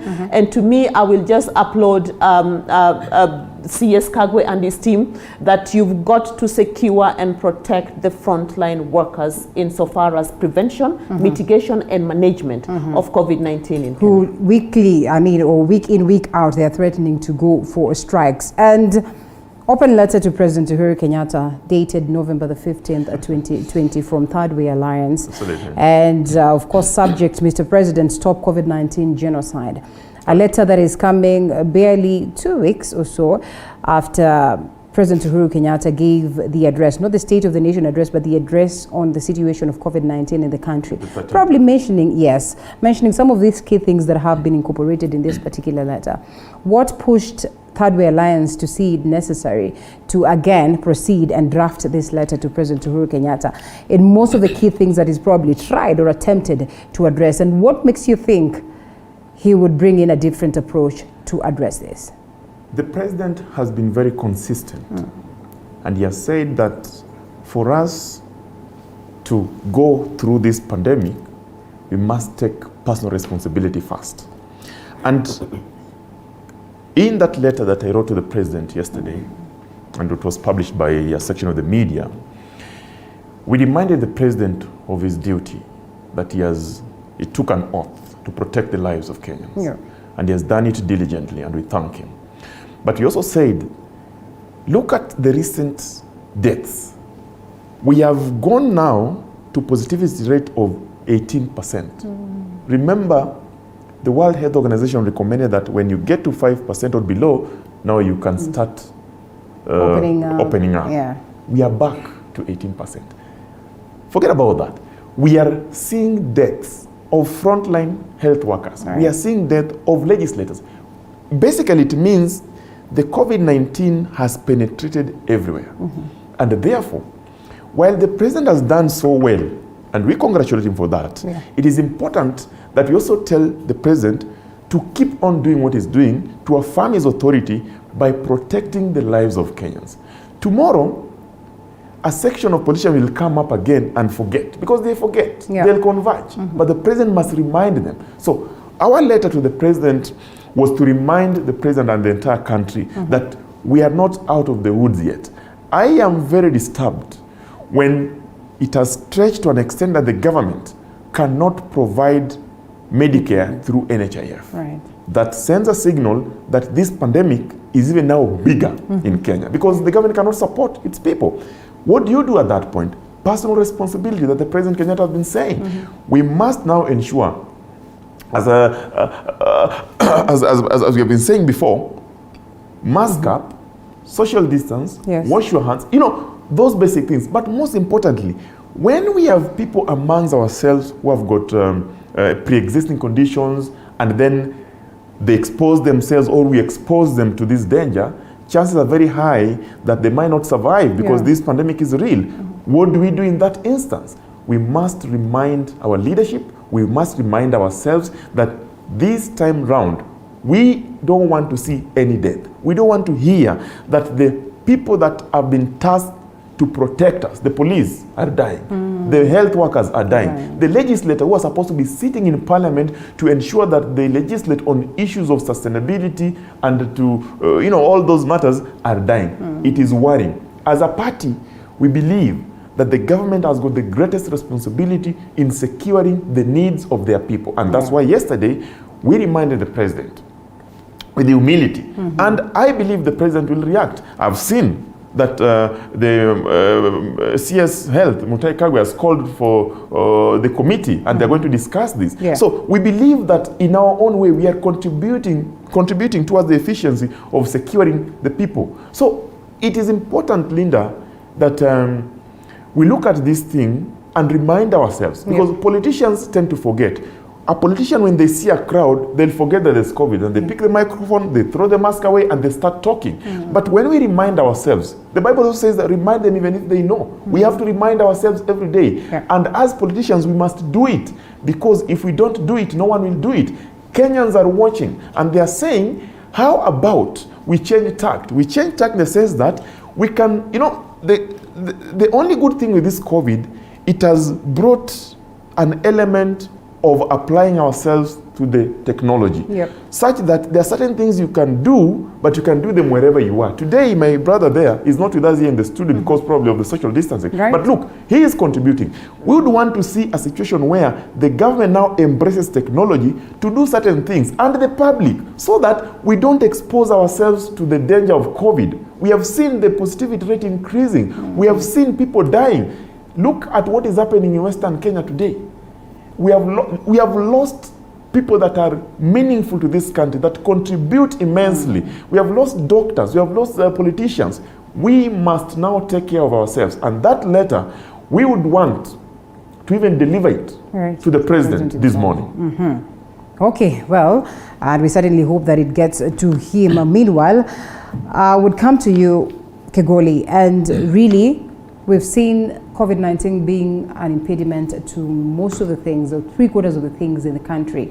BBI itself is likely to even, be more of an, obstruction or a hindrance to, of course, the conversation on matters BBI. If you've heard most of the Kenyans or most of the people who are against the document saying that, we're dealing with COVID-19, we do not want to hear anything else, that will be discussing a different conversation as opposed to that one that will help us deal with COVID-19. All this money should be channeled towards dealing with COVID-19 as opposed to us talking matters BBI or matters referendum. When we take a look at the trajectory that we are taking, the numbers and how high they are, we have mentioned the fact that NHIF won't be covering us whatsoever. We've had the conversation that our medics are dying and they have threatened to down their tools a couple of times. What does it make you feel as a youth? What does it make you feel as a person, who sits in this particular country as a citizen who feels like they need to be protected by the very same government that is serving us?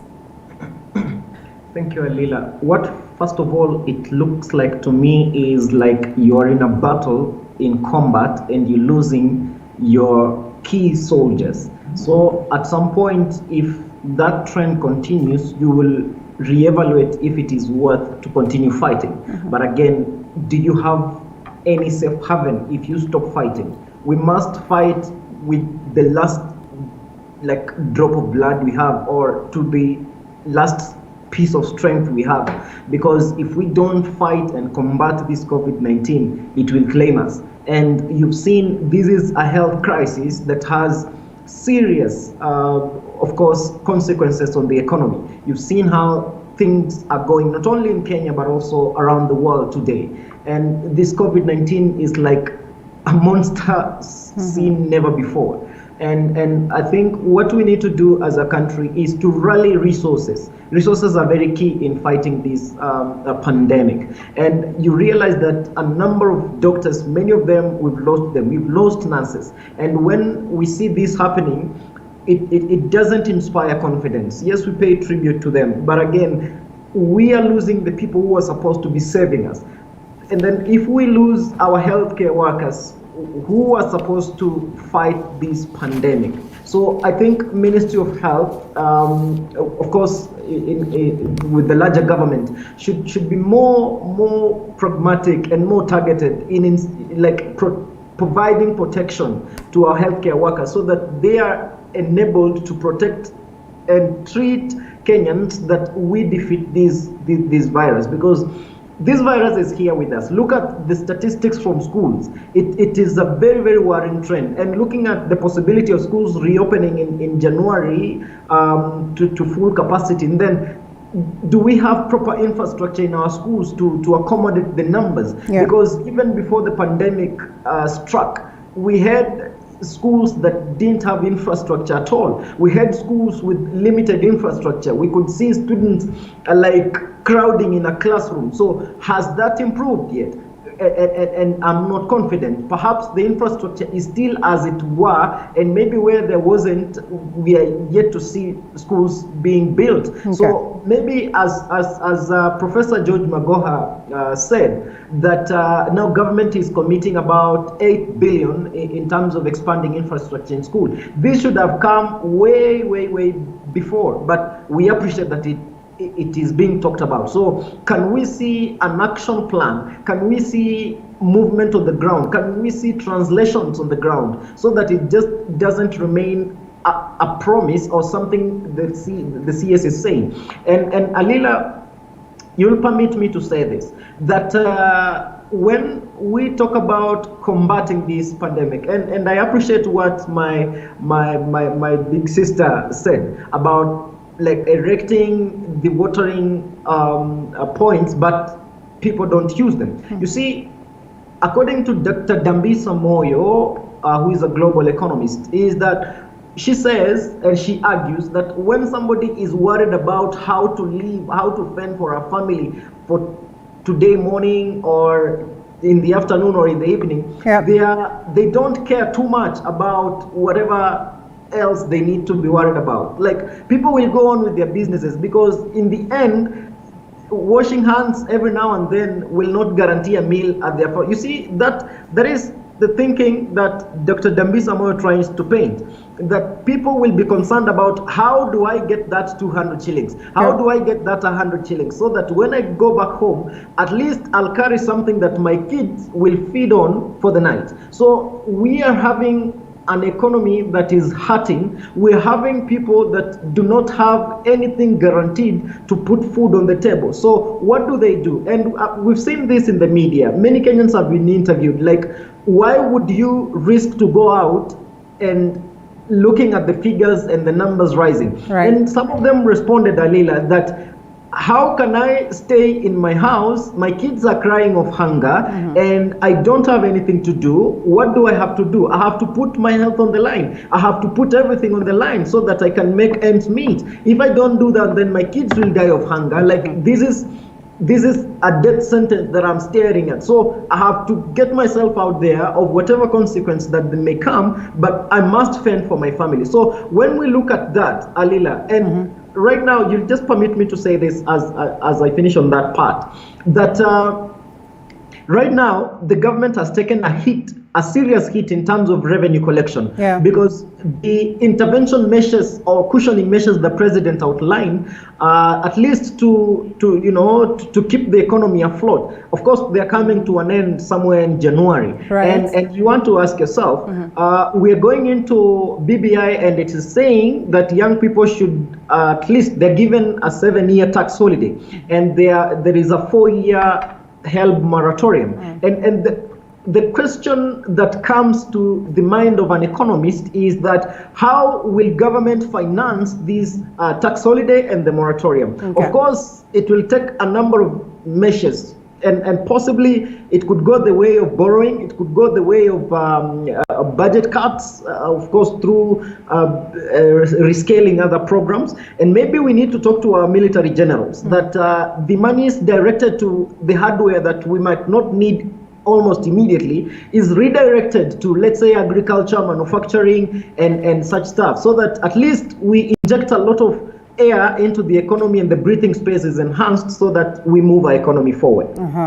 All right, and as we leave that one, I think it's a conversation that is ongoing. We can always touch on the same as we proceed, but we do not step out of this space without discussing this. And we've talked about, most of these legislatures presenting bills or looking into different bills and all that. There's this special one that is being fronted by nominated Senator Isaac Mwaura, and it's called the Drafted Bill for Sanity, and a new bill that proposes that all political parties hold their nominations on the same day to slam brakes on voter imputation, or often address the chaotic scenarios that we see in most cases. First of all, would you advocate for that? Wouldn't that be as good as a mini election in the country? He goes ahead to say that, we should even have off days on these particular times so that people can go out there and vote within their own specific parties. Will it come in handy to address the chaotic scenarios that we witness during party nominations? I think it would to some extent, but a lot more needs to be done to contain the chaotic, party primaries that we see.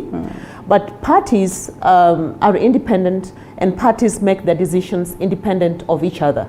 So for me, saying that all parties hold their primaries on the same day, everywhere in the country, that perhaps might not hold water for me. And also saying that, can we take a day off? Hey, Kenyans, we need to work. Okay. Remember, there are so many other days in the year that we take off anyway, and the general election itself, is also a day off for people to go and vote. However, this particular bill, in my view, brings to the fore the conversations that we need to have at the political parties level, intra and also inter, all right? Because if you look at women, if you look at young people, the weakest link has always been their political party.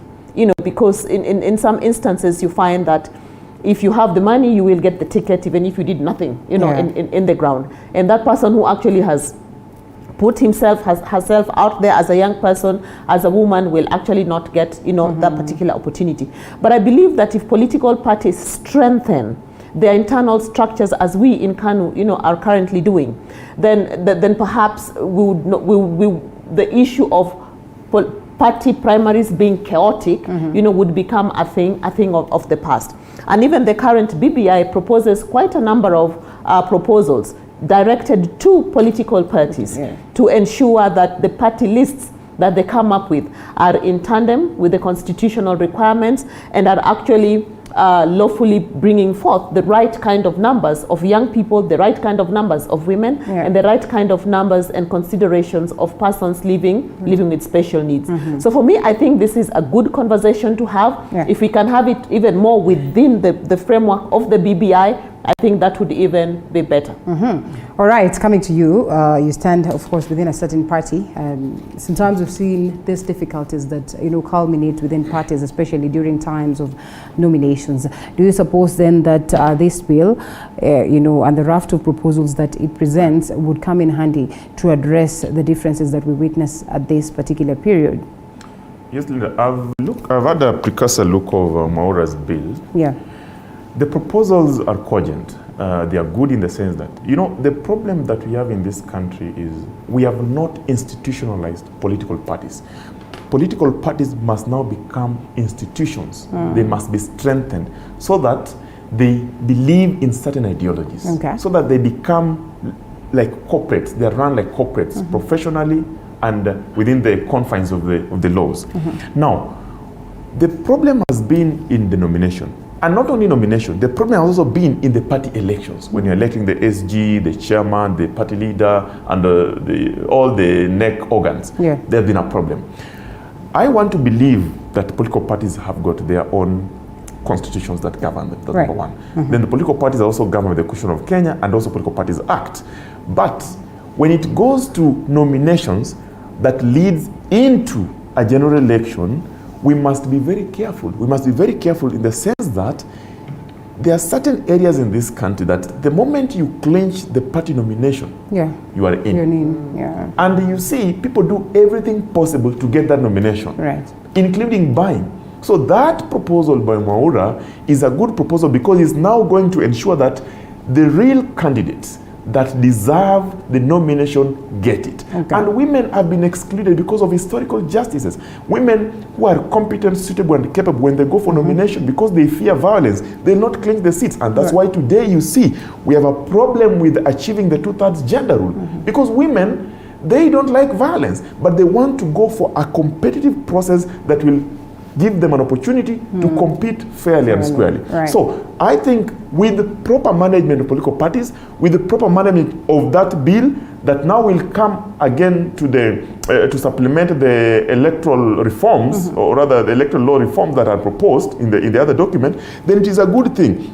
But look here, to ask Kenyans or the government to set a day for the same, I think is too much. But it is important that the employer to recognize that Kenyans have got a political right in the Bill of Rights under Article 38 that demands of them to participate in politics. And therefore, if the employer will recognize that and respect, then whether they are given full day or a few hours to go and participate and exercise their right in that forum, that's not an issue. The issue is, if this bill is going to strengthen political parties, is going to streamline the nomination process, is going to ensure that political parties now are institutionalized and they deliver the candidates that the people deserve, not the candidates that the leadership deserve, then it is a good bill that should be supported. We always see, new parties coming up. We see coalitions coming on board, and we see people defecting to different other parties.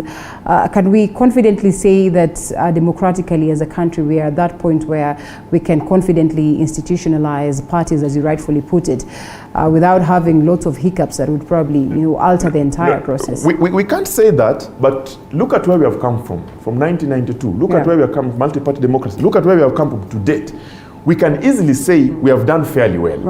And with time, we'll be at the level of South Africa, US, where people look at ideas and not parties. Because there are certain regions in this country, the parties are predominantly in those regions. And that's why the Political Parties Act requires that the party shall have the regional diversity of the people of Kenya. It means the representation in the leadership of that party must reflect the face of Kenya and must include people with disability or the SIGs, the special interest groups, and young people and women and the rest. We have not reached there yet. And again, this needs, requires the people's participation, the public to participate. Let me tell you, Linda, today, people talk badly about politics, but I can tell you, it is only politics that will ensure that you have the right leadership. So if you don't participate, you might not be a politician, but just registering to become a member of a party to ensure that even the leadership in your party is the right leadership will make a great impact in the coming leadership. So for me, I urge Mwaura to push that bill, and I also urge his colleagues to support him. Because you see, at the end of the day, we are trying to make things better. If there are issues in that bill that can strengthen political parties, and the other thing that we need to push for, most of these political parties don't manage to get elections or representation in parliament. But they are required by the Political Parties Act to comply. They are required by the Register of Political Party to comply. How do they get their funding? So the other option that, the other issue that must be addressed, and I hope Mwaura is watching and listening, is let us look at how do we ensure that we fund all political parties, even if it's not to the same level, but we fund them so that they are forced by law to comply. And then now this party will start attracting candidates, attracting membership. Then we shall have strengthened the institution of political parties. And now when we go to an election, even if you're going to do coalitions, there are coalitions that are stemming from structured policies, from structured parties, and you bring out candidates that people can now say this is a Kenyan candidate, not and so candidate. All right. Well, Kigoli, I'll read some snippets of this particular proposal, and I get you to react on the same one. They say that the day or days specified by the commission, that is if this bill is to sail through, for the conduct of party primaries for a general election shall be a public holiday. The proposal also imposes heavy penalties on employers who block their employees from participating in party primaries. Should the bill become law, political parties entering into coalition will be required to provide nomination procedures. And Mwaura equally says that the current conduct of primaries is undemocratic and contributes to poor leadership. Lastly, many times you get people participating in primaries with only identity cards, a situation that allows vote buying and other democratic processes. And he argues that making the day a public holiday will allow more people to go out there and vote. We will be saved from a lot of bad candidates. First, I am certain that Betty here is a registered member of a certain party. We also have Fred Okango, who's a registered member of a certain party. I am not. Kigoli, I do not know if you are. But looking at it, would you have that confidence as a Kenyan, if at all you do not have a political interest, to go out there and identify a party that you identify with and proceed to register as a member? I think allow me to begin it this way. In this country, we nearly domesticated everything from Niccolo Machiavelli. So as a student of political science, you see in this country, it's not about the economy running politics, but rather politics dictating everything that needs to happen everywhere. So, and that's how we are getting it wrong in some aspects. But looking at the bill as it is right now, if first then we're looking at something better, something good. Just my fear is that it is going to that very same forest. So I don't know how it will be received or how it will be implemented, or like just how it will be once it becomes an act. So for now, it's like we can give him the much needed support as he wants, and we pray that through the legislative process that bill is well assessed and passed. But I would say that it's a bill that is coming in at the right time as well, and maybe we need to look at it more deeply and more keenly.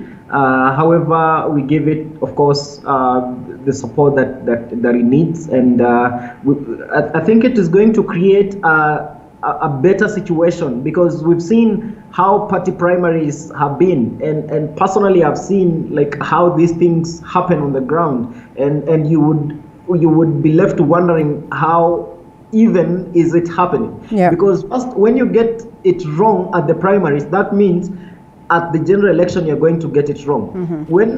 And we've seen some crook people who masquerade as leaders, and they buy voters, and they use the money they have to influence voting in a particular direction, and that's how we start to suffer about bad leadership, because we got it wrong from the word go. But now when we have discipline, when we have like procedure and rule dictating how to get in leaders right from the nomination process, and then we are looking at something way better. And look at it this way: when we make our political parties, like we depersonalize political parties and give them identity in terms of ideological beliefs. Like when we talk about ODM, what does ODM stand for? When you talk about Jubilee, what does Jubilee stand for? When you talk about Third Way Alliance, what do they stand for? And I am not confident we have a party in this country that can really come out strongly and say, these are our policies that we are advancing. Like when you talk about ODM, I don't know what the ideology is. When we talk about Third Way, when we talk about Jubilee, you know, like our parties are just for politics, and many of them are just political parties and nothing else. And that is so sad, because you'll find good leaders not having the grace to get a party ticket, of course, because maybe some cronies in the party want you to give them something so that you can get that party ticket, and they give somebody who has money but has no ideas, and leave out somebody with ideas without money. Not knowing that when you give somebody without ideas and has money, they will mess up lives of Kenyans, because they'll have no idea what to do with the public. They cannot make decisions, they cannot be visionaries, they cannot know how to handle changing times and circumstances. But when you give people who have a vision, have an agenda, stand for something, believe in something, like can embark on a course and see it come to fruition, then we are talking about a political system that is going to be responsive to the changing demands and times. And you will want me to joke a little bit with my brother Okango. You see what Third Way Alliance did to their party leader. I think that was a precedent. I've never seen that happen. And maybe he can tell us how they got it. Well, you know what I'll purpose to do? I'll make sure that Okango and Betty are able to get your numbers, so at least we see who's going to convince you to join their party with so much confidence. Because, you know, while you were saying that they probably do not have proper ideologies, they were all smiling, because, I mean, in their own respective way, I think they believe that they do have, you know, they do have proper, you know, ideology. And because time would not allow us to discuss that, please allow me to give them your number so they can convince you.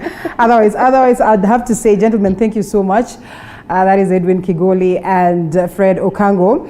And we also have Betty here. I'd allow you 30 seconds of parting shots, generally on what we've discussed and what way forward as a nation. BBI is here with us. I urge my fellow Kenyans to take it seriously, take a moment, look at it, take the decision for yourself and ask the right questions. And let's all move towards the referendum so that we can move forward together, as a nation. Lastly, COVID-19 is real. Do not take it for granted. If you're still waiting to see someone who's going to get sick or die for you to believe, that person might just be you or a loved one. So let's all take care, protect ourselves and protect people around us. Ekuru Aukot was Third Way Alliance, and Third Way Alliance was Ekuru Aukot until you people surprised us. I knew you'd say that now. Okay. Clearly, it is a myth after what happened. Political parties are governed by the NEC. Okay. And the NEC is not an individual. The NEC is an elected body that has got responsibility. It's an organ. And having said that, issues to do with the political parties, politics, is story for another day. Yeah. But my parting shot is this country is bigger than all of us. Yeah. This country is for all of us. And if this country go down, we all go down. Right. Look at how COVID-19 has made it difficult for business to thrive. People are applying for insolvency, companies, people have lost jobs, children are in school, a whole year, academic year wasted. We must be careful so that we protect our loved ones, we protect ourselves, and we protect other people. But lastly, constitutional amendment is a conversation that will not end today. But in our conversation about the constitutional amendment, let us look for what is of benefit to the people of Kenya, economically, socially, and politically.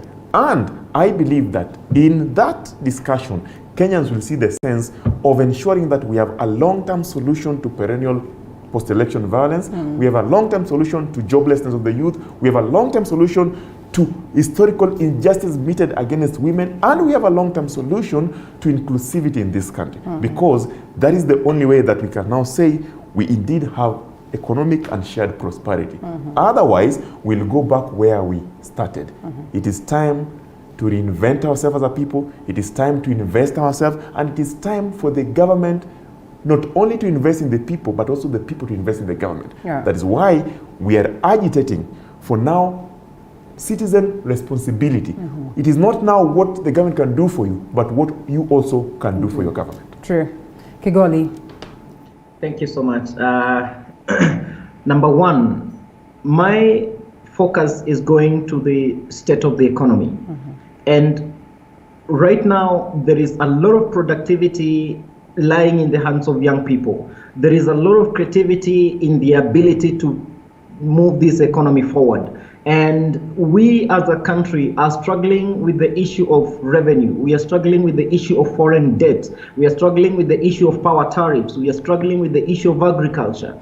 And we've seen NCPBA, not being able to collect cereals and produce from farmers at the right time. And we've seen, grain go bad in farms. And we have of course, National Cereals and Produce Board. And we've seen our leaders make mistakes when they shouldn't be making. We've seen, as a country, when we should be rallying together, we're pulling in different directions. And right now is a rallying call under BBI that all of us need to come together and realize that there is a greater good in us coming together. Let us, bring ideas and propose better ways of making BBI a better document, so that in the long run, in so many years to come, we will look back and say it was President Kenyatta and Right Honorable Prime Minister Raila Odinga who initiated this great prosperity that we are feeling right now. And I want to challenge young people that BBI is not for Raila Odinga. BBI is not for Uhuru Kenyatta. BBI is for you, because Raila Odinga and Uhuru Kenyatta will not be there forever. But young people have got many years left on their lifeline for them to become greater people and responsible citizens. So let us give this document the due attention it deserves. Let us see it as a document that will affect not only us, but the generation to succeed us. So let us rally effort, let us rally ideas and brains so that we make it a better document. We agree and pass it uncontested so that we can save those resources and pump into SMEs and make young people more productive so that we bring a lot of people into that taxable bracket so that KRA can meet its revenue target and we can demand better service from government. I am curious. I'd love to know whom you spoke to that got you changing your mind to this level, but all the same, progressive, so to speak. Thank you so much once again. It was good having you. Edwin Kigoli, political analyst, Fred Okango, Secretary General, Third Way Alliance, and lastly, Betty Adera Kanu, National BBI Secretariat. Thank you so much for having a time to be with us this morning, and equally thank you so much for your feedback back at home. We'll be going through that later on as we proceed with the broadcast. Up next, Martha's Nutrition. Don't go anywhere.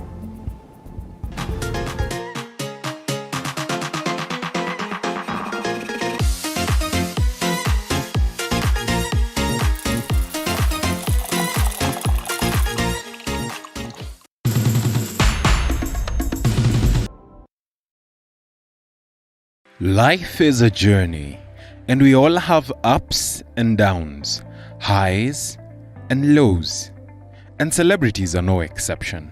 Do you know I couldn't pay rent? Do you know there's a time I went 3 days without food? If you read my book, I ate Colgate for dinner. On Coffee with Mbuvi, we get up close and personal. Nilizaliwa hivyo. Yes. Mi sijawahi ona. We have candid conversations that are inspiring. Na acha nikwambie, mtu mmebarikiwa na mlikuwa nyote mko kwa line, mko kwa foleni. Huyu akibarikiwa si ametoka, bado foleni inasonga. Wewe ni next. Humorous. This is going to be the craziest interview ever. And life-changing. Success is value system and the legacy you leave. Coffee with Mbuvi, every Sunday at 8 p.m. only on TV47. Every muscle, every bone is our concern. A lot of pressure with both your hands, you're going to collapse the infant's chest. Any pain. There you go. You can calm down, calm down, calm down. Any discomfort. We have just the right doctor. I'm a consultant breast surgeon. I'm an emergency care specialist. A chiropractor. With just the right remedy. Majority of patients will actually just require supportive treatment. Join us on Body Garage every Wednesday at 8:30 p.m. because we care.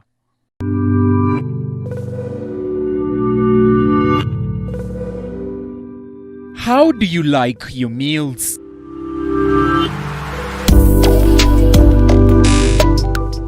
Sweet and tasty or spicy and savory?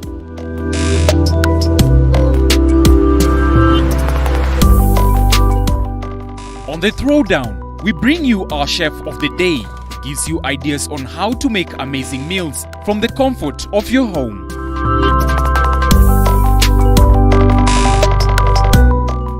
Every Sunday from 6:30 p.m.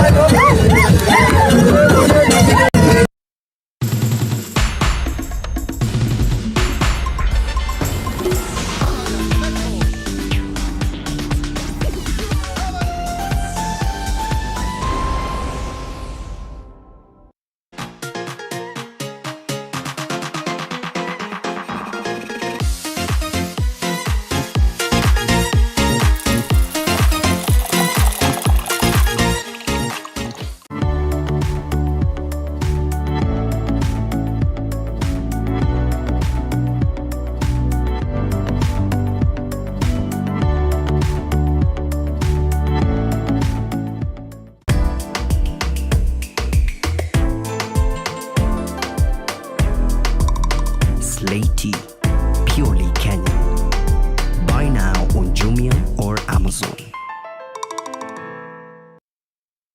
Yes, here we are, nutrition and diabetes, sponsored by Slaty. You'll be having the question of the day. You know how we do it every other Monday. Make sure that you answer that question. The more tweets you get or retweets, and the more feedback you get, that's awards you that chance to get a gift hamper from Slaty. So welcome on board. It is that time that we talk matters nutrition every other Monday. That's what we do. And today we focus on nutrition and diabetes. It's pretty much important that we get to understand this on the aspect of portioning, on the aspect of getting the right meals.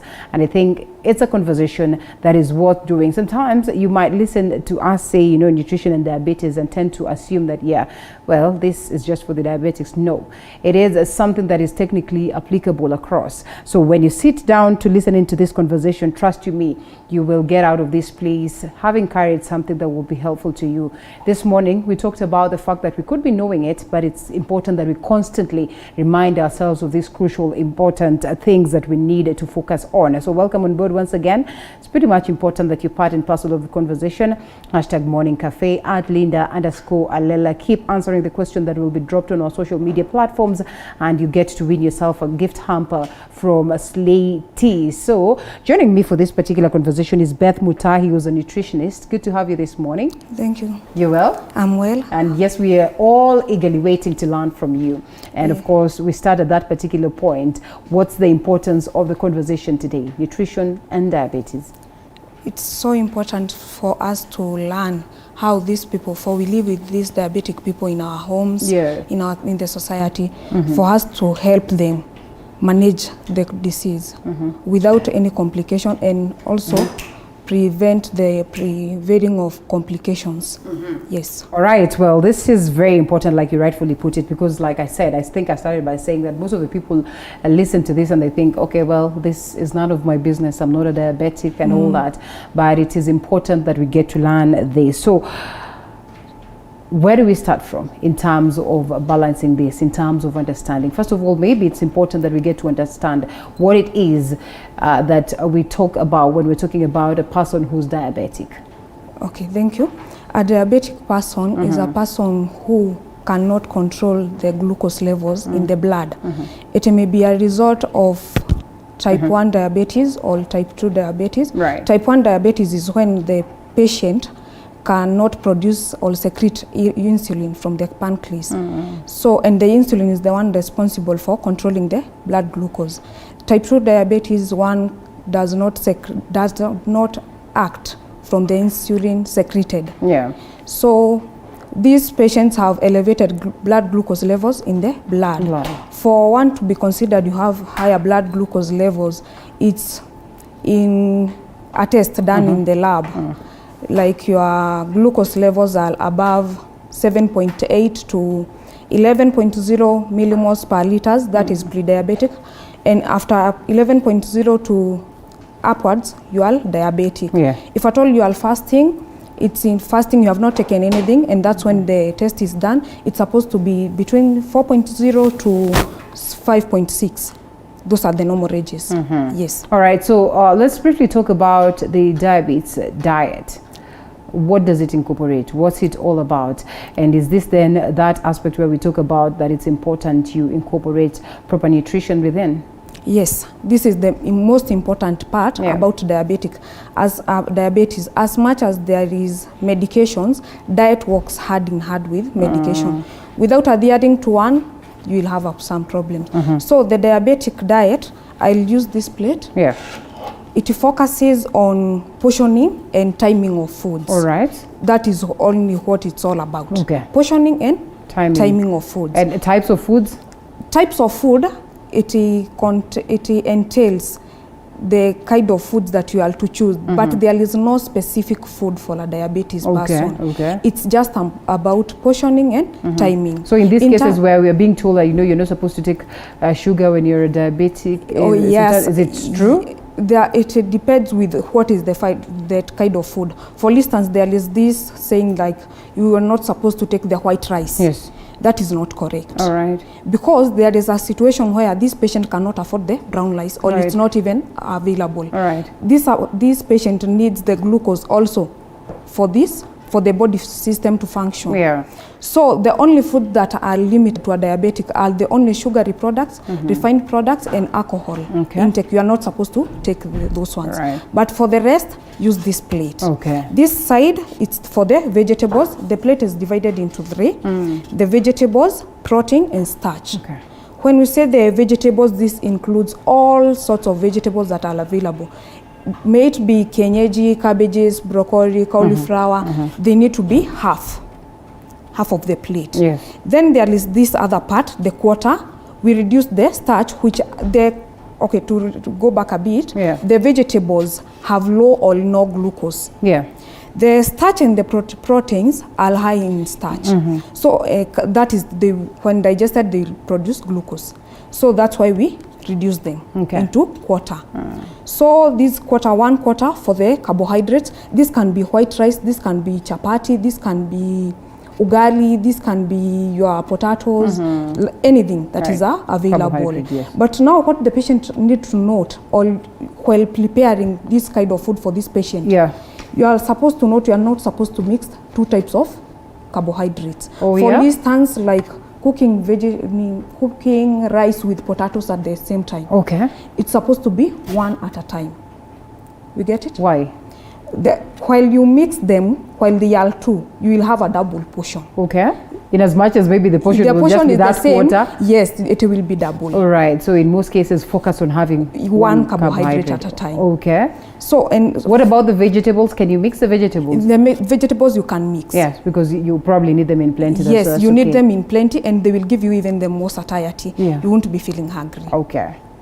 So for the part of the proteins, this applies for both animal proteins and the plant-based proteins. The plant-based proteins, while you look at them, they have starch. For instance, the beans, the dengus, the lentils, they have the starch. So that's why also they are reduced. The animal protein, including milk have lactose, which is a glucose. There is meats. They also have saturated fats, which are even not good for this kind of patient. So that's why we have the quarter part. A scenario where you can have maybe beef or maybe your grains there and a glass of milk. Is that beef? Okay. Say I'm talking about the proteins, the proteins that are cooked and you eat. So say it's a portion of beef or a portion of beans, and you also have a glass of milk. Is that okay? No. It is not okay. It's not okay because you have two proteins now at that time. All right. It's one at a time. The only one that you are supposed to mix is the vegetables. The proteins one at a time. If at all, it's like beans.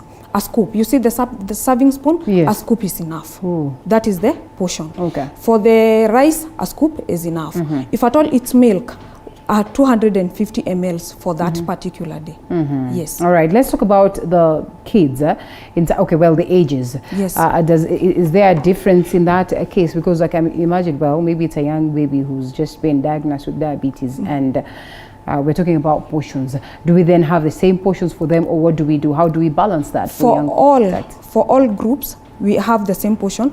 For kids, not they are growing. Yes. We only add a little bit. Here, you see like this plate, we can do Slice that way. Okay. So we add a little bit to cater for the growth and development of this baby. All right. But the larger part will still remain for the vegetables. Okay. Yes. All right. And that also applies for those who are malnourished. There are those who are underweight and they are diabetic. Yeah. Yes. Okay. All right. Preparation is very important. Preparation of the foods. Of the food, yes. Most of the people I've heard, say, you have to take it boiled. Sometimes it's not very sweet, but you're being told, well, because you're diabetic, it's boil 3/4 of the time. Just how best can you prepare your meals to enjoy them, but at the same time, not get yourself having health hazards? You're not supposed to be boiling fast, or it's not a diet that is making you feel like you are eating things out of this world. It's just the normal diet that we have inside our house. For instance, generally a normal person who is not diabetic or under no medical condition, you have to take your vegetables, you have to take your carbohydrates, you have to take your proteins, you have to take your fruit, you have to take your water. And that's also for diabetics. So it's not a special diet that while preparing meals you have to prepare 2 times. No. Okay. It's just for the vegetables you can fry, for the carbohydrates. The only thing that you're supposed to consider while preparing this food, you're not supposed to be adding a lot of salt, for you'll be exposing this person to hypertension and other cardiovascular related diseases. Okay. Also the fats, you are supposed to reduce. If at all it's the meat, you are supposed to be trimming them, of which applies to everyone. Yes. It is necessary for your own health. for your health. Okay, well, an overview. What would be the best foods for a person with diabetes to have? And I know you've said that it's okay, you're allowed to eat everything, different, apart from the few groups that you've talked about. But what would be the best that today, you march into hospital, you'll be told, focus much on these, focus much on these. If I have to take carbohydrates, yes, I can take rice, but what would be the best carbohydrate to take? Yes, I can take vegetables, but what would be the best vegetable to have? I can take proteins, but what would be the best proteins to have? Okay, thank you for that question. The best diet focuses on what amount of glucose is contained in this food. For instance, for the carbohydrates, we opt for the whole grains, which are more better than the simple one. This is because the whole ones that are not processed, the glucose is digested and released in the body at slowly compared to the refined one. For instance, chapati, brown chapati and white chapati. Okay. The brown chapati, the rate at which glucose will be secreted in the body, it's a bit slower, slower, because of the, what is it called? It's okay. Just proceed. I will remember and come back to that. Yes, because of that husk that is there. Oh yes. On top of the grain, compared to the white one which has been removed. Okay. Same to the brown rice and white rice. The vegetables, all vegetables, depending with availability and cost and how preferred you like them. Those, they are good. The proteins, same way. Yes. What foods can one avoid? So for instance, we can make a lunch, a simple lunch for this kind of a person. We can have a full brown chapati, one. Vegetables, you can use cauliflower with carrots and hohos, steamed in fried in little oil, and then your protein, you can have a scoop of beans. That is okay. What are the foods to avoid? The foods to avoid are the refined products and these that are in supermarkets, like the fortified ones, and highly processed. For instance, they are the meats, not the meat that you find in the butchery, like bacons. They are high in salts and fats. Yes. Okay. The sugary ones, the biscuits, you can opt for those ones that are low in sugars. Yes. Fruits are sugary for that matter. I know natural sugars for that matter, and they're being recommended highly for diabetics or for diabetes. What would you say about that? Fruits contain fructose, which is also a sugar. Okay. So taking of fruits should be in portions. For instance, a melon, that is available at our markets, the 20 bob slice. You slice it into 3. You get that portion? Yes. Like the one that you go to a wedding and there is... And the slices. The slices. That is the portion that you are supposed to that take. Is and yes, that is enough at a given time. Okay. So for instance, a day you can take a full mango or a full orange, but you can't take it at the same time, all of it. Okay. You have to subdivide it and take it small, small, small, small throughout the day. Yes. All right. In most cases, for instance, for babies, you're told, you know what, make sure they have a fruit a day or maybe 2 fruits as they grow up and all that. For diabetes, then are you forced to that point where you have to limit or you have to reduce the portions? No, we don't limit them. You can have your fruit morning, you can have it at 10, you can have it at lunchtime, at 3, and at evening. So can you have 2 or 3? At a time, like you mix them? Yes, at a time. No, like you rightfully put it, if it's a mango, one can slice that mango and have it the entire day. A scenario where you'd want to take 2 or 3 mangoes. Is there anything wrong with that? No, for the whole day you can only take a mango, 2 mangoes. For instance, you can take 2 mangoes in a day. Okay. But these 2 mangoes, you can't take them at once. You get it? Yes. So like morning, I can subdivide it and have a half. Lunchtime, allowed 10, a half. Allowed lunchtime, a half. The first mango is over. It's over. What is the worst that can happen if you are, we're going to come to timings, if you take more than that? Or if you take the entire mango at a time and say, after all, I'll not take another one during the day? The problem is elevating the glucose levels at that particular moment. Yes. Right. So when you take, the bigger it is, the more the glucose or the fructose in it. When digested, it raises the blood glucose. And small, like deviating from what you are supposed to be doing will translate somewhere. Okay. Yes. Right, which is somewhere that is not good. Yes. On several occasions, I've had friends of mine, having sweets in their bags. And they tell you, when the sugar levels are low, you can quickly take your sweet. In this case then, are there scenarios where you'd be told, okay, you can have that mango full of it so you can elevate your sugar levels depending on the type of diabetes that you are in? Is it right to have some of these sweets, as they say? Yes, it is. Okay. This comes to the timing of food intake of our diabetes. You are supposed to have 3 meals and 2 snacks. That is like 3-hourly meal. So when you take your breakfast after 3 hours, for instance, you took your breakfast at 7, the next meal is supposed to be around 10. So after 10, the body has already digested all that was in the stomach and released all the glucose and maybe utilized it all. And if you don't take something at that particular moment, your body glucose levels will be low. So at this moment, you are supposed to take something that is sweet to bring it back to normal. So they are encouraged to have sweets. That is for an emergency. But for this condition, you already know. It's not something you have been told like, now, you have diabetes. All right, so they are supposed to be well planned about their daily activities and each and everything that, everywhere they are going. For instance, a patient coming to hospital for a clinic, he or she knows that tomorrow I'm going for the clinic, and it might take me longer than 3 hours. So when I'm leaving home, he or she can have something inside the bag. For instance, he can carry groundnuts. Some can even have fruit. Some even carry some porridge to take to avoid the hypos. Yes. Nuts. You talked about groundnuts and all that. Yes. They're very high in fats and all that. Is it advisable for a person with diabetes to constantly have them? The groundnuts that I am meaning at this point, you buy them, the raw ones, and cook in low fat. Not this one that are sold in supermarkets with high fats and a lot of salt in them. Okay, so and that, the reason why I said in generally the nuts. Yes, they are okay. They're okay. Yes. One can take the nuts comfortably. Yes. Okay.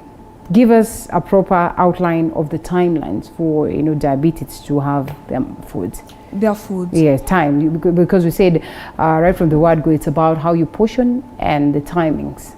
So take us through what would be appropriate on a normal day. On a normal day. Yes. So for that particular, for a normal day in your activities, maybe at work, at school, or wherever you are, at church, this patient can have the first meal at around 7. Yeah. That is breakfast. And then the next one at around 11 or 10, 10:30 to 11. Then lunchtime at around 1. And then at around 3:30, there is another one. And supper. And that's enough. Those are 5 meals. Yes. All right. And then in between, we remember to do our water. Okay. Yes. Are there scenarios where one would be forced to wake up in the middle of the night to have their meals or have something? At times, some feel a little bit more hungry at night. For that time, they can have a snack. Yes, at night. All right. Medical nutrition therapy. It's very important that we take, people through that. First of all, at what point are you sat down to be told this and this and this is what you're supposed to do? And just what is incorporated in this therapy when one is diagnosed with diabetes? The first encounter with this person is where all begins. So at the first diagnosis, when you are told now you are diabetic, you are supposed to be educated on everything and counseled on everything, detailed about diabetes, on how to manage the complications, the risk factors, what not to do, what you are supposed to be doing, what to worry about, what shouldn't worry about, and also the medications. Yes. All right, so I would want to assume that it's not just a close and open, process.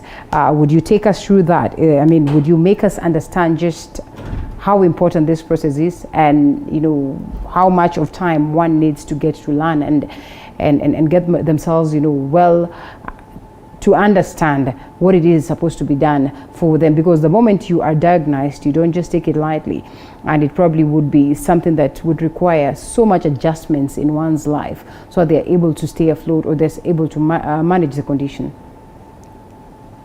What you are supposed to do is, like, the moment you are diagnosed, it takes for like 1 hour, the first session.